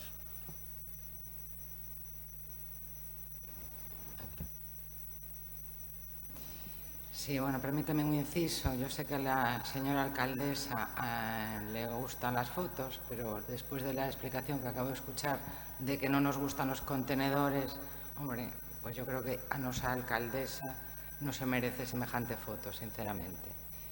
La alcaldesa ha manifestado recientemente que la conexión ferroviaria al puerto exterior es una de las mayores preocupaciones en estos momentos, por lo que afirma haber mantenido contactos y reuniones con miembros del Gobierno socialista sin que hasta ahora se haya conocido ningún avance, a pesar de que el proyecto está hecho desde hace tiempo y existe un protocolo firmado en 2018, le contesto, por el Ministerio de Fomento y el presidente de Puertos del Estado para su licitación y financiación entre la Autoridad Portuaria Estatal y Adif. No solo no ha hecho ninguna novedad al respecto, no ha habido ninguna novedad, sino que además es un claro ejemplo de discriminación política. El Gobierno de Sánchez ha incluido en los presupuestos del Estado para 2021 140 millones para la conexión ferroviaria del puerto de Castellón. Le pregunto por qué para Castellón sí, para Coruña no, y la misma cantidad es la que le niega a nuestro puerto. El tren al puerto exterior, que es más que necesario para el traslado de toda la actividad del puerto interior a Langosteira, como es el caso de los graneles, y liberar los terrenos necesarios para abordar la transformación de la fachada marítima, y estamos todos de acuerdo. No es la única discriminación del Gobierno socialista hacia nuestra ciudad, ya que además en los presupuestos generales del Estado se incluye la condonación de la deuda al puerto de Valencia, 300 millones de euros que ya están empezando a amortizar, sin ninguna contraprestación. Mientras el Gobierno de Sánchez se niega una y otra vez a hacer lo mismo con la deuda asfixiante al puerto coruñés para la construcción del puerto exterior. Todo el dinero para Levante. Solo estos dos ejemplos son 440 euros, casi lo mismo que va a invertir la Xunta de Galicia en la ciudad en el nuevo hospital. La única administración que ha demostrado un compromiso claro e inequívoco con hechos y con presupuesto con nuestra ciudad es la Xunta de Galicia. El Centro de Salud de Santa Lucía, bloqueado por este ayuntamiento, primero por la Marea Atlántica, desde 2015 la intermodal, que la Xunta empieza a hacer su parte en marzo y el Estado nada se sabe, ni firmó el convenio, y el ayuntamiento lo firmó, pero bueno, de momento no sabemos que haya movido ficha. Residencia de mayores en Eirís, albergue de peregrinos, etcétera. Y la principal infraestructura y más necesaria, la ampliación del hospital, con una inversión de más de 430 millones de euros. Eso sí, ha tenido que ir a hacerse una foto la alcaldesa, esa sí que merece la pena, no la de los contenedores, con el presidente Feijóo para desbloquear por fin la fase 0 con una licencia solicitada por la Xunta en el mes de junio y las tasas pagadas en octubre. Hace unos días decían que hacía falta un estudio de detalle y fue a hacerse la foto y hoy mismo, después de 7 meses esperando, convocan una Junta de Gobierno extraordinaria y urgente y conceden las licencias sin estudio de detalle que pedían inicialmente y sin ninguna modificación del proyecto. Eso sí, dicen que, bueno, que la Xunta haga un informe de urbanismo para disimular, que dice exactamente lo mismo que decía el del Sergas, que no hace falta estudio de detalle. O sea, la Xunta tenía razón y estaba todo bien, no sabemos por qué se ha bloqueado hasta ahora la licencia. Exactamente lo mismo sucede con el convenio para continuar las obras. La Xunta ya licitó el proyecto, adelantándose como siempre, un convenio que lleva desde mayo esperando por su firma, que hace nada decían que era ilegal y ahora dice que lo van a firmar antes de que termine enero, a ver si es verdad o a ver si le dan la vuelta o a ver qué es lo que cambia. Si es por fotos, yo le pido que consiga una con Pedro Sánchez, con el presidente del Gobierno, y a ver si desbloquean Alfonso Molina, la intermodal, el Vial 18, la cuarta ronda, el tren a Langosteira, la condonación de la deuda y dejan de discriminar a nuestra ciudad. La última vez que la señora alcaldesa fue a Madrid, lo único que pudo anunciar fue la pasarela de Pedralonga, muy necesaria, por cierto, pero 1,5 millones de euros, y eso que gobierna el Partido Socialista. Y también consiguió la subida de los peajes de la AP9, mientras que bajan en el resto de España. Muchas gracias. Sí, señora Gallego, un pouco totum revolutum, pero, bueno, en fin, só unha cuestión preliminar. Sin o informe de onte da Dirección Xeral de Urbanismo non procedería a outorgar esa licencia, polo menos para esa parte da obra. O que non se pode, e o digo porque se agou o tema a colación, é adxudicar unha obra sin licencia. Hai que ter en conta as competencias municipais en materia de urbanismo. Eu creo que iso é meridianamente claro. E mire, todos os grupos municipais presentes neste pleno, como sabe, temos consensuado e transaccionado nas nosas posicións sobre o Porto. E en ese consenso, tanto durante o mandato anterior como durante o que vai deste mandato, figura por parte de todos os grupos municipais a absoluta necesidade de que o noso porto exterior, para a súa plena operatividade e competitividade, conte necesariamente coa conexión ferroviaria. Así o dixemos aquí e así o teño dito nas diferentes sesións do Consello de Administración da Autoridade Portuaria. E así o teño manifestado A alcaldesa da Coruña, nas súas intervencións e nas súas conversas, tanto coa Administración Autonómica como co Ministerio de Transportes e con Portos del Estado. E estamos seguros de que esta conexión ferroviaria será realidade, porque o noso entorno económico todos os operadores portuarios o demandan. Os novos fondos europeos, por certo, son unha nova oportunidade. A Coruña, o Porto da Coruña, non vai quedar atrás, a pesar, eso sí, dos retrasos, porque vostedes tamén, señora Gallego, como saben, máis alá dun protocolo de 2018 que non tiña virtualidade xurídica, non fixeron moito por esta infraestructura ferroviaria. Pero miren, os compromisos nos orzamentos xerais do Estado deste ano 2021 por 50 millóns de euros plurianuais para a estación intermodal están nos orzamentos. A reciente licitación, sí, con retraso da pasarela de Pedralonga por 1,5 millóns, está no Boletín Oficial do Estado. A licitación esta mesma semana da dragaxe da Ría do Burgo por casi 50 millóns está no Boletín Oficial do Estado. Por certo, agora están a racanear as axudas aos mariscadores. As previsións orzamentarias nos orzamentos deste ano para a rebaixa das peaxes da AP9 por 55 millóns de euros están nos orzamentos. Por certo, fora o goberno do señor Rajoy o que prorrogar hasta 2048 as peaxes da AP9. Ou a cofinanciación con cargo o programa 1,5% cultural por parte do Ministerio de Transportes tamén para a rehabilitación integral da Casa da Abeduría. Estas son evidencias deste progresivo compromiso do Goberno Central coa nosa cidade e coa nosa área. Queda moito por facer, evidentemente, pero os resultados vanse e seguiránse observando e plasmando no Boletín Oficial do Estado. Gracias. Moitas grazas, señor Díaz Villoslada. Señora Gallego, vexo preocupada polo tema das fotos. De verdade, non se preocupe, mentre saque fotos da xestión diaria. O problema sería que sacara, pois non sei, que se me pode ocurrir, pois unha foto con náuticos e unha mangueira, ou unha foto con unha pala quitando neve. Esas fotos son bastante peores. De todos os xeitos, agradezo que as primeiras palabras na nosa lingua que di vostede neste salón de plenos sexan a nosa alcaldesa, porque sí, son a súa alcaldesa, a de todos os coruñeses e as coruñesas. E moitas desas fotos son precisamente traballando a prol da cidade da Coruña e dos seus veciños e veciñas. Seguinte pregunta, terceira e última do Partido Popular. Muchas gracias. Cando ten previsto o Goberno Municipal que preside o nosa alcaldesa Inés Rei negociar con todos os grupos municipais un modificativo con convenios nominativos e novos investimentos municipais en 2021, xa que non están incluídos no orzamento prorrogado? Grazas, señora alcaldesa. Señora Gallego, teño que volver a reiterar o que xa lle dixen o voceiro do Bloque Nacionalista Galego. Na semana que ven comenzaremos as xuntanzas cos grupos políticos municipais e a maior brevidade posible dotaremos ao tecido asociativo desta cidade dos recursos necesarios para garantir e mellorar o seu funcionamento. E, ademais, quero, en primeiro lugar, agradecer a súa boa disposición e decirlle que agardo poder facelo da man do resto dos grupos desta corporación, destacando, ademais, que o seu grupo é o grupo mayoritario que hai na oposición, e agardando que poidamos chegar a acordos e entendemento para que os novos convenios estean en vigor a maior brevidade posible. Pues, señor Laje, no lo dude, que por nosotros, desde luego, no va a quedar. Si ustedes son leales, más lo seremos nosotros. Lo de nuestra alcaldesa no se lo toma mal, pero es un cachondeo que tenemos aquí entre todos.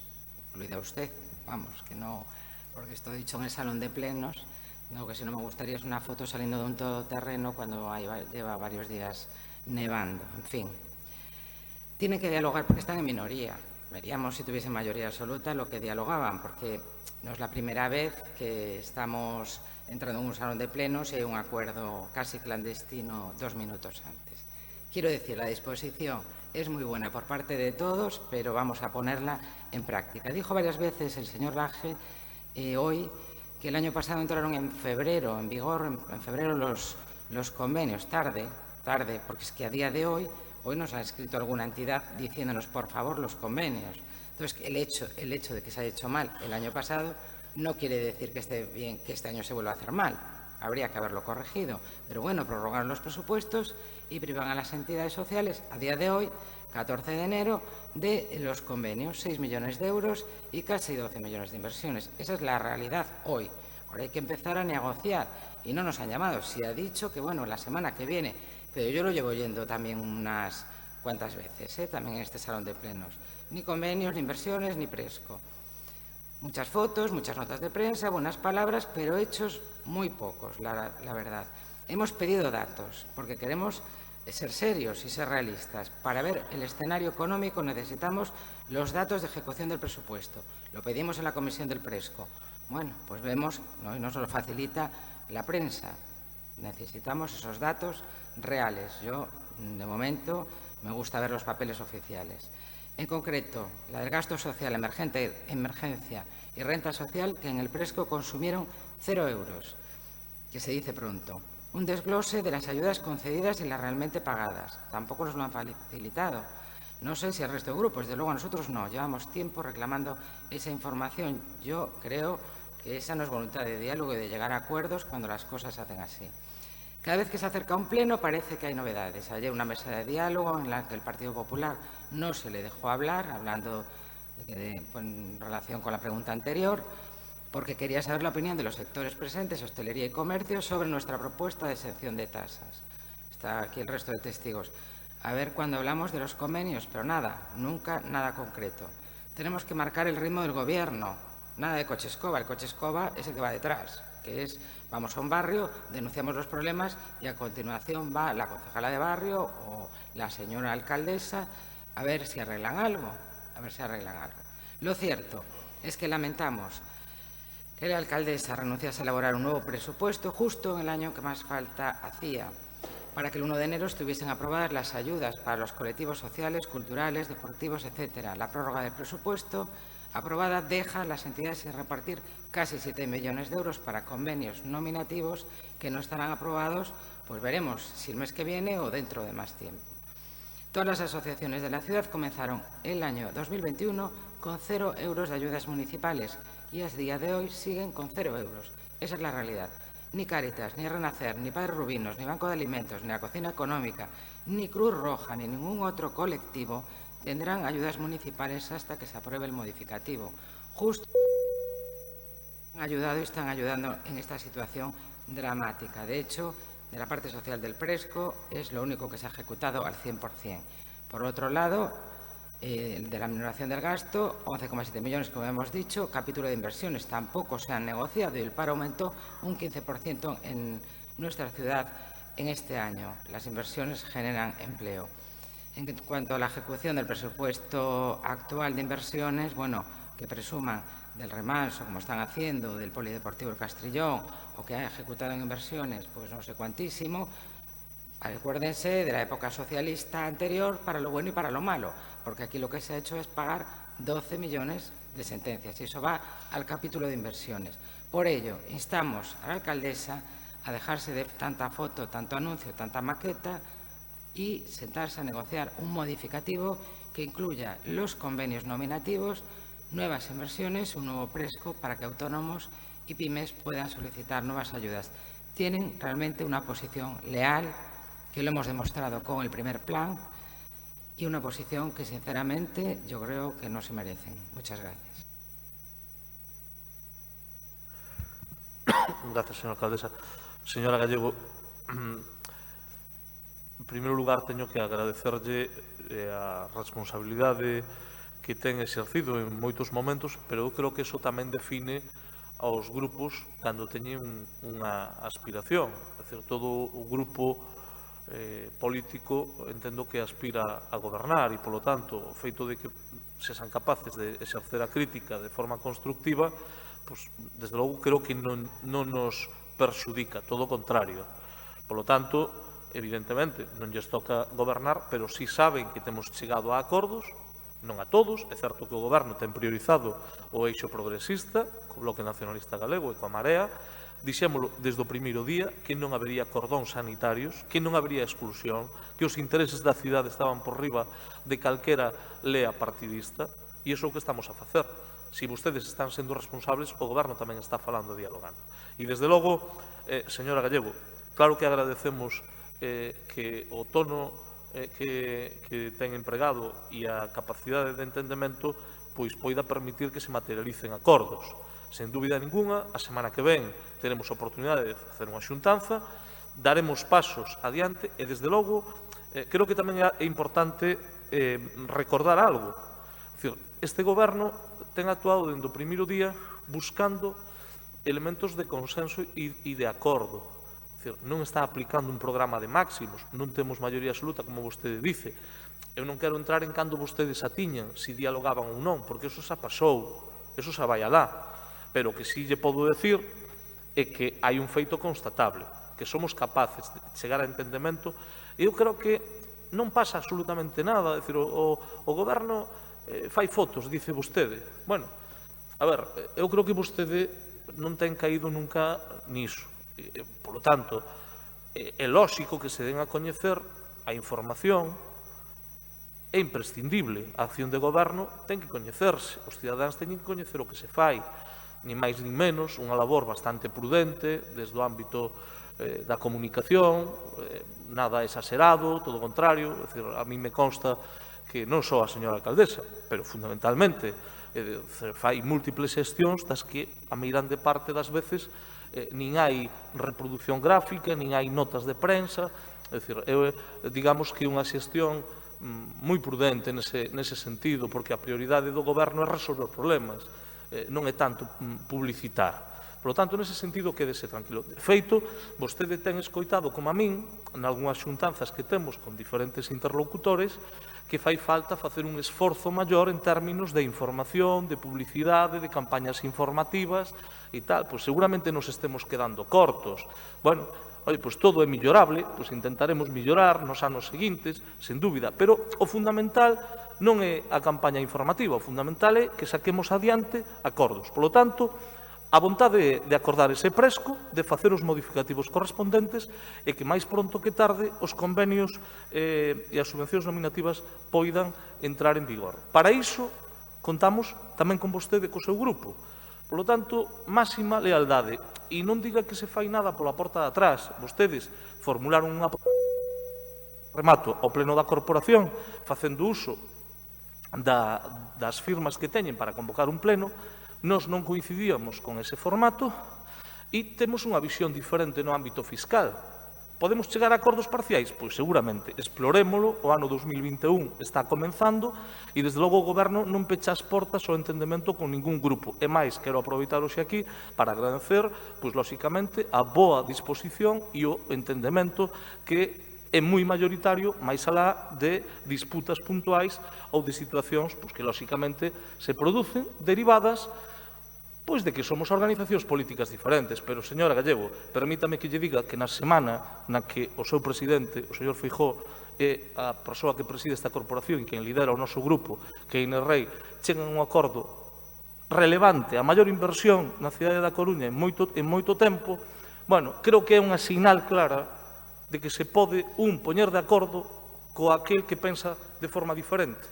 E iso non é un logro só da señora alcaldesa, é un logro de todos e de todos entender que estamos por riba do regate corto e de meterlle o dedo no ollo ao adversario. Estamos aquí para traballar polos veciños e veciñas desta cidade, polos coruñeses e polas coruñesas. Nada máis e moitas gracias. Moitas grazas, señor Laje, señora Gallego. Rematan as preguntas orais do Partido Popular. Pasamos xa os rogos orais. Hai 2 da Marea Atlántica e 3 do Partido Popular. Turno para a Marea Atlántica. Sí, señora Camea. Sí. Ben, 2 menores levan dende o inicio do curso sen intérprete de signos no CEIP San Pedro de Visma. Este luns convocouse unha concentración para exixir á Xunta de Galicia que se garanticen os recursos educativos necesarios que permitan a súa integración nas aulas. Un dos menores afectados, xordo profundo, non ten intérprete de signos e isto impídelle que poida facer un seguimento correcto das clases. A outra menor emprega audífonos, neste caso, pero as súas dificultades víronse agravadas pola pandemia e o uso de máscaras que impide a lectura dos labios. Por todo isto, rogamos ao Goberno municipal que solicite unha reunión urxente coa Xunta de Galicia e que medie na procura dunha solución que permita a estas menores poder contar con eses recursos educativos suficientes e necesarios para a súa inclusión. Nos últimos meses, o Grupo Municipal da Marea Atlántica ven recibindo reiteradas queixas da veciñanza da Cidade Bella e a contorna de María Pita por estar o elevador que comunica a Capital Troncoso e General Leson fora de servizo, o que causa un importante prexuízo dada a diferenza de cota entre ambas as dúas rúas. Por todo o antedito, rogamos á alcaldesa que acelere a posta en marcha do elevador e adopte as medidas necesarias para o seu correcto mantemento, de xeito que se eviten ou reduzan ao mínimo as avarías. Moitas grazas, señora Camián. Señor Martínez, polo Grupo Popular, turno para os rogos orais. Gracias, señora alcaldesa. Tendo en conta que unha das competencias municipais é a de prestar un maior e mellor servizo aos cidadáns en canto ao mantemento de rúas, prazas e lugares de interés dos barrios, rogo que o Goberno municipal, tendo en conta estas competencias de obrigado cumprimento, execute as tarefas de conservación do firme das rúas do barrio de Bens, faga un estudo de aparcadoiro para os veciños do barrio, mellore os espazos públicos e incremente a seguridade cidadá para dar unha maior calidade de vida a este barrio. O seguinte rogo é relativo a deportes, tendo en conta que unha das competencias municipais é a de prestar un maior e mellor servizo aos cidadáns en canto ao mantemento de instalacións deportivas, así como a dotación de partidas presupuestarias de inversión no ámbito deportivo para a mellora de calidade de vida dos cidadáns, rogo que o Goberno municipal, tendo en conta estas competencias de obrigado cumprimento e tendo en conta a situación de abandono das entidades deportivas que utilizan a sala de esgrima, realicen as xestións oportunas para que os máis de 200 deportistas usuarios de dita instalación se lles den solucións alternativas ante a imposibilidade de adestrar, sendo os clubes os únicos que aportan solucións saindo da cidade ou ben pagando o uso da instalación deportivas noutros centros deportivos. Moitas gracias, señora alcaldesa. Durante o mandato do Partido Popular neste Concello, iniciouse un plan de mellora da accesibilidade nos barrios mediante a implantación de elementos mecánicos. Unha das actuacións foi a implantación de 5 tramos de escaleiras mecánicas na rúa Mestre Clavé, no barrio da Falperra. Os veciños alertan de que nos últimos meses as averías son continuas e a falta de mantemento e limpeza das zonas verdes e da contorna contribúen ao deterioro desta infraestructura fundamental para o barrio. Nas últimas semanas é fácil comprobar como todos os días 3 ou 4 tramos das escaleiras mecánicas están inutilizados ao mesmo tempo. Por iso, rogamos á alcaldesa que se proceda dunha maneira inmediata ao mantemento das zonas asardinadas, moi deterioradas desde a súa implantación e a limpeza da contorna, que se analiza que son as causas dos continuos fallos mecánicos que inutilizan ao mesmo tempo ata 4 tramos das escaleiras mecánicas, e que se proceda á implantación inmediata dunha cubrición lixeira cristalada dos tramos das escaleiras mecánicas que poidan mellorar a súa conservación. Moitas grazas. Ben, moitas grazas. As preguntas de resposta escrita serán respondidas antes do vindeiro pleno. Remata así o pleno ordinario de xaneiro. Pasamos xa ao escano do cidadán. Terá a palabra a dona María Isabel Iglesias Herrero. Por favor, acheguese o micro. En nome da Asociación Plataforma Veciñal Distrito Mallos, en sustitución de José Luis García de la Iglesia, que en primeiro termo tiña pedida esta intervención. Será sustituído por dona Isabel María. Benvida ao pleno do Concello da Coruña e ten xa o turno para a súa exposición. Sabe que son aproximadamente 3 minutos, aínda que somos laxos nos tempos. Adiante cando queira. Grazas. Ben, preséntome. Hola, boa tarde a todos e todas. Meu nome é Isabel Iglesias e acodo a este pleno representando a Plataforma Veciñal Distritos Mallos. Damos parte aproximadamente uns 60 veciños e veciñas, querendo deixar constancia de que somos alleos tanto a asociación do barrio como a Guerrilla aos Mallos. Somos un grupo de veciños e veciñas unidos pola problemática común que afecta ao noso barrio, que, como ben sei, estive tratando ao longo do día de hoxe neste pleno. Antes de comezar coa miña exposición, gostaríame deixar moi claro que a nosa intención ao vir e intervir neste pleno é a de exercer o noso dereito como cidadáns, aclarando que a nosa plataforma é completamente apolítica, para explicarlles e facerlles entender a nosa preocupación común polo que está a acontecer no noso barrio. A inseguridade. Este é o punto que máis preocupa a nosa veciñanza do barrio, polo incremento de roubos tanto nas vivendas, en negocios, como pola rúa e nos vehículos. Aínda que polo xeral actúan sen empregar a forza, este feito constitúe unha sensación de absoluta preocupación. Hai exemplos de escalamento ás vivendas unifamiliares, van abrindo os coches e os vehículos a ver cales deixaron sen pasar a chave.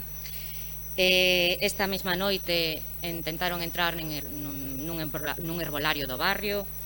Hai numerosos exemplos.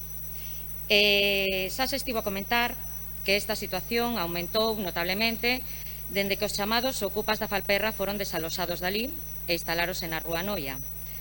Aínda que persoalmente diferencio entre o movemento Ocupa e estes presuntos delincuentes que actúan agora no noso barrio. Tamén sabemos que existe un incremento de movemento de sustancias ilegais e o que isto repercute, que entendo que non teño que comentar aos presentes, xa saben ben de que vai o tema. Isto tamén nos leva á escasa iluminación.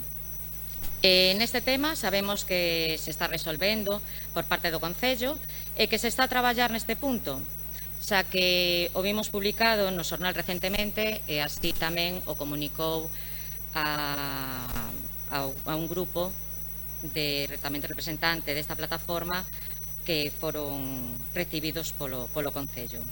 Mais pedimos que non se esquezan das pequenas rúas entre as avenidas nas que esta escasa iluminación é o único que fai é favorecer estas actitudes ilícitas e a incrementar o noso medo ao transitar por elas cando xa diminúe a iluminación natural. Ademais, teño que falar do mal estado do pavimento, da calzada e de algunhas beirarrúas. Todos sabemos que o uso fai o desgaste, pero no noso barrio hai baches, desperfectos nas rúas, con escollos que xa esquivábamos cando eu era nena, coa bicicleta, e que hoxe en día o fan os nosos fillos e fillas. Ás veces o tránsito polas rúas do noso barrio convértese nunha auténtica gincana, porque a isto hai que sumarlle a suciedade, que ao longo das últimas décadas observamos que aumentou na nosa cidade, non só no noso barrio. Ben sabemos que isto débese ao aumento da cidadanía, das mascotas, tamén polo descoñecemento, nalgúns casos, do funcionamento do tratado de refugallos. Por exemplo, hai xente que pensa que o chamar ao 110 para retirar os mobles e voluminosos pois lle vai costar un prezo retiralos.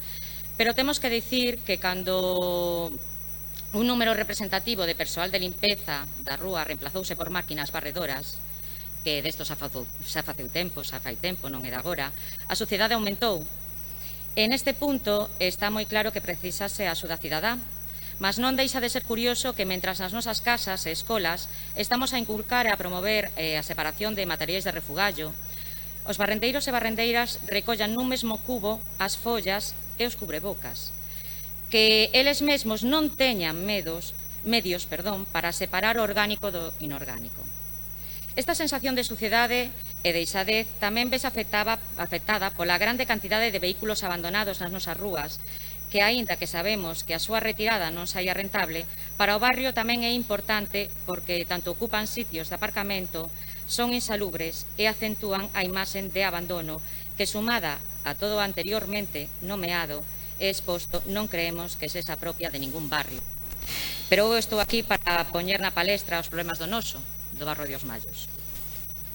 E xa para rematar, que supoño que estaredes cansos, dar as grazas pola oportunidade de poder expoñer aquí as nosas preocupacións e inquedanzas como veciños e veciñas, non con fin de alarmar, senón para atallar os nosos problemas como barrio, que son os de todos nós como concello.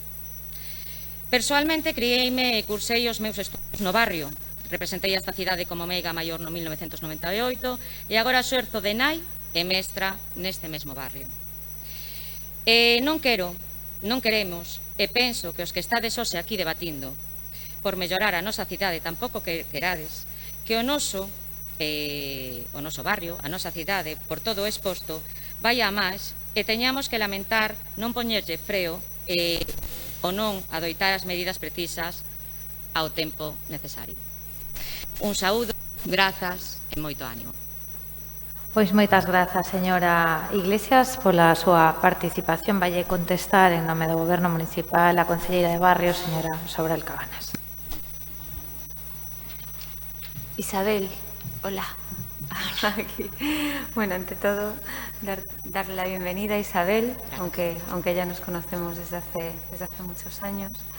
Antes de nada, quisiera agradecer su intervención, ya que es muy difícil venir a este salón de plenos que impone tanto y hacer una exposición tan buena como la que ha hecho usted hoy. Se me hace raro pero es de valorar también que nos traslade todas esas demandas, ya que gracias a plataformas como la que usted viene representando y las distintas asociaciones y colectivos, nos llega siempre una información muy valiosa para que podamos hacer nuestro trabajo, que no es otro que el que mejorar la vida de nuestros vecinos. Hace poco más de un mes tuve la oportunidad de reunirme con varios miembros de la plataforma, eran unos 10 miembros aproximadamente, y tomamos nota de las diferentes demandas. De hecho, desde ese mismo momento, la Concejalía de Seguridad Ciudadana reforzó la vigilancia en el barrio Dos Mayos con la colaboración de distintos cuerpos de seguridad. Sobre la ocupación y el tráfico de drogas, aunque no es un tema de competencia municipal, pero desde la misma concejalía están a la espera de una convocatoria de la Mesa de Seguimiento de Ocupación y otros temas por parte de la Subdelegación de Gobierno. E indicarle que dicha mesa se creó precisamente a raíz de los problemas en su barrio por iniciativa de este Gobierno municipal. Sobre los vehículos abandonados, se han retirado en el barrio 10 vehículos desde el 15 de noviembre hasta la fecha y seguirán retirándose a medida que haya demanda. Contarle también que durante el 2020 se invirtieron alrededor de 1 millón de euros en intervenciones en mejoras de varias calles y de cara al futuro se va a hacer una gran inversión en su barrio con la obra de la estación intermodal que afectará a todo el entorno. En cualquier caso, anunciarle que el próximo lunes tenemos fijada una visita al barrio donde me acompañará también el concejal de Seguridad Ciudadana con una representación de personas de la plataforma a la que pertenece y así poder ver in situ todos los temas que nos viene a contar en este salón de plenos. Aunque estoy segura de que mis compañeros ya han tomado nota de todas las demandas. Seguiremos haciendo actuaciones y mejorando la calidad de vida de los vecinos y vecinas de Os Mayos. Muchas gracias por venir. Espero verle o verte el lunes y seguir hablando de estos temas. Gracias, de verdad. Moitas grazas, señora Sobral, moitas grazas, señora Iglesias, pola súa participación e por ter a oportunidade de escoitala neste salón de plenos. Concelleiros, concelleiras e resto do personal municipal, moitas grazas a todos, que teñan boa tarde.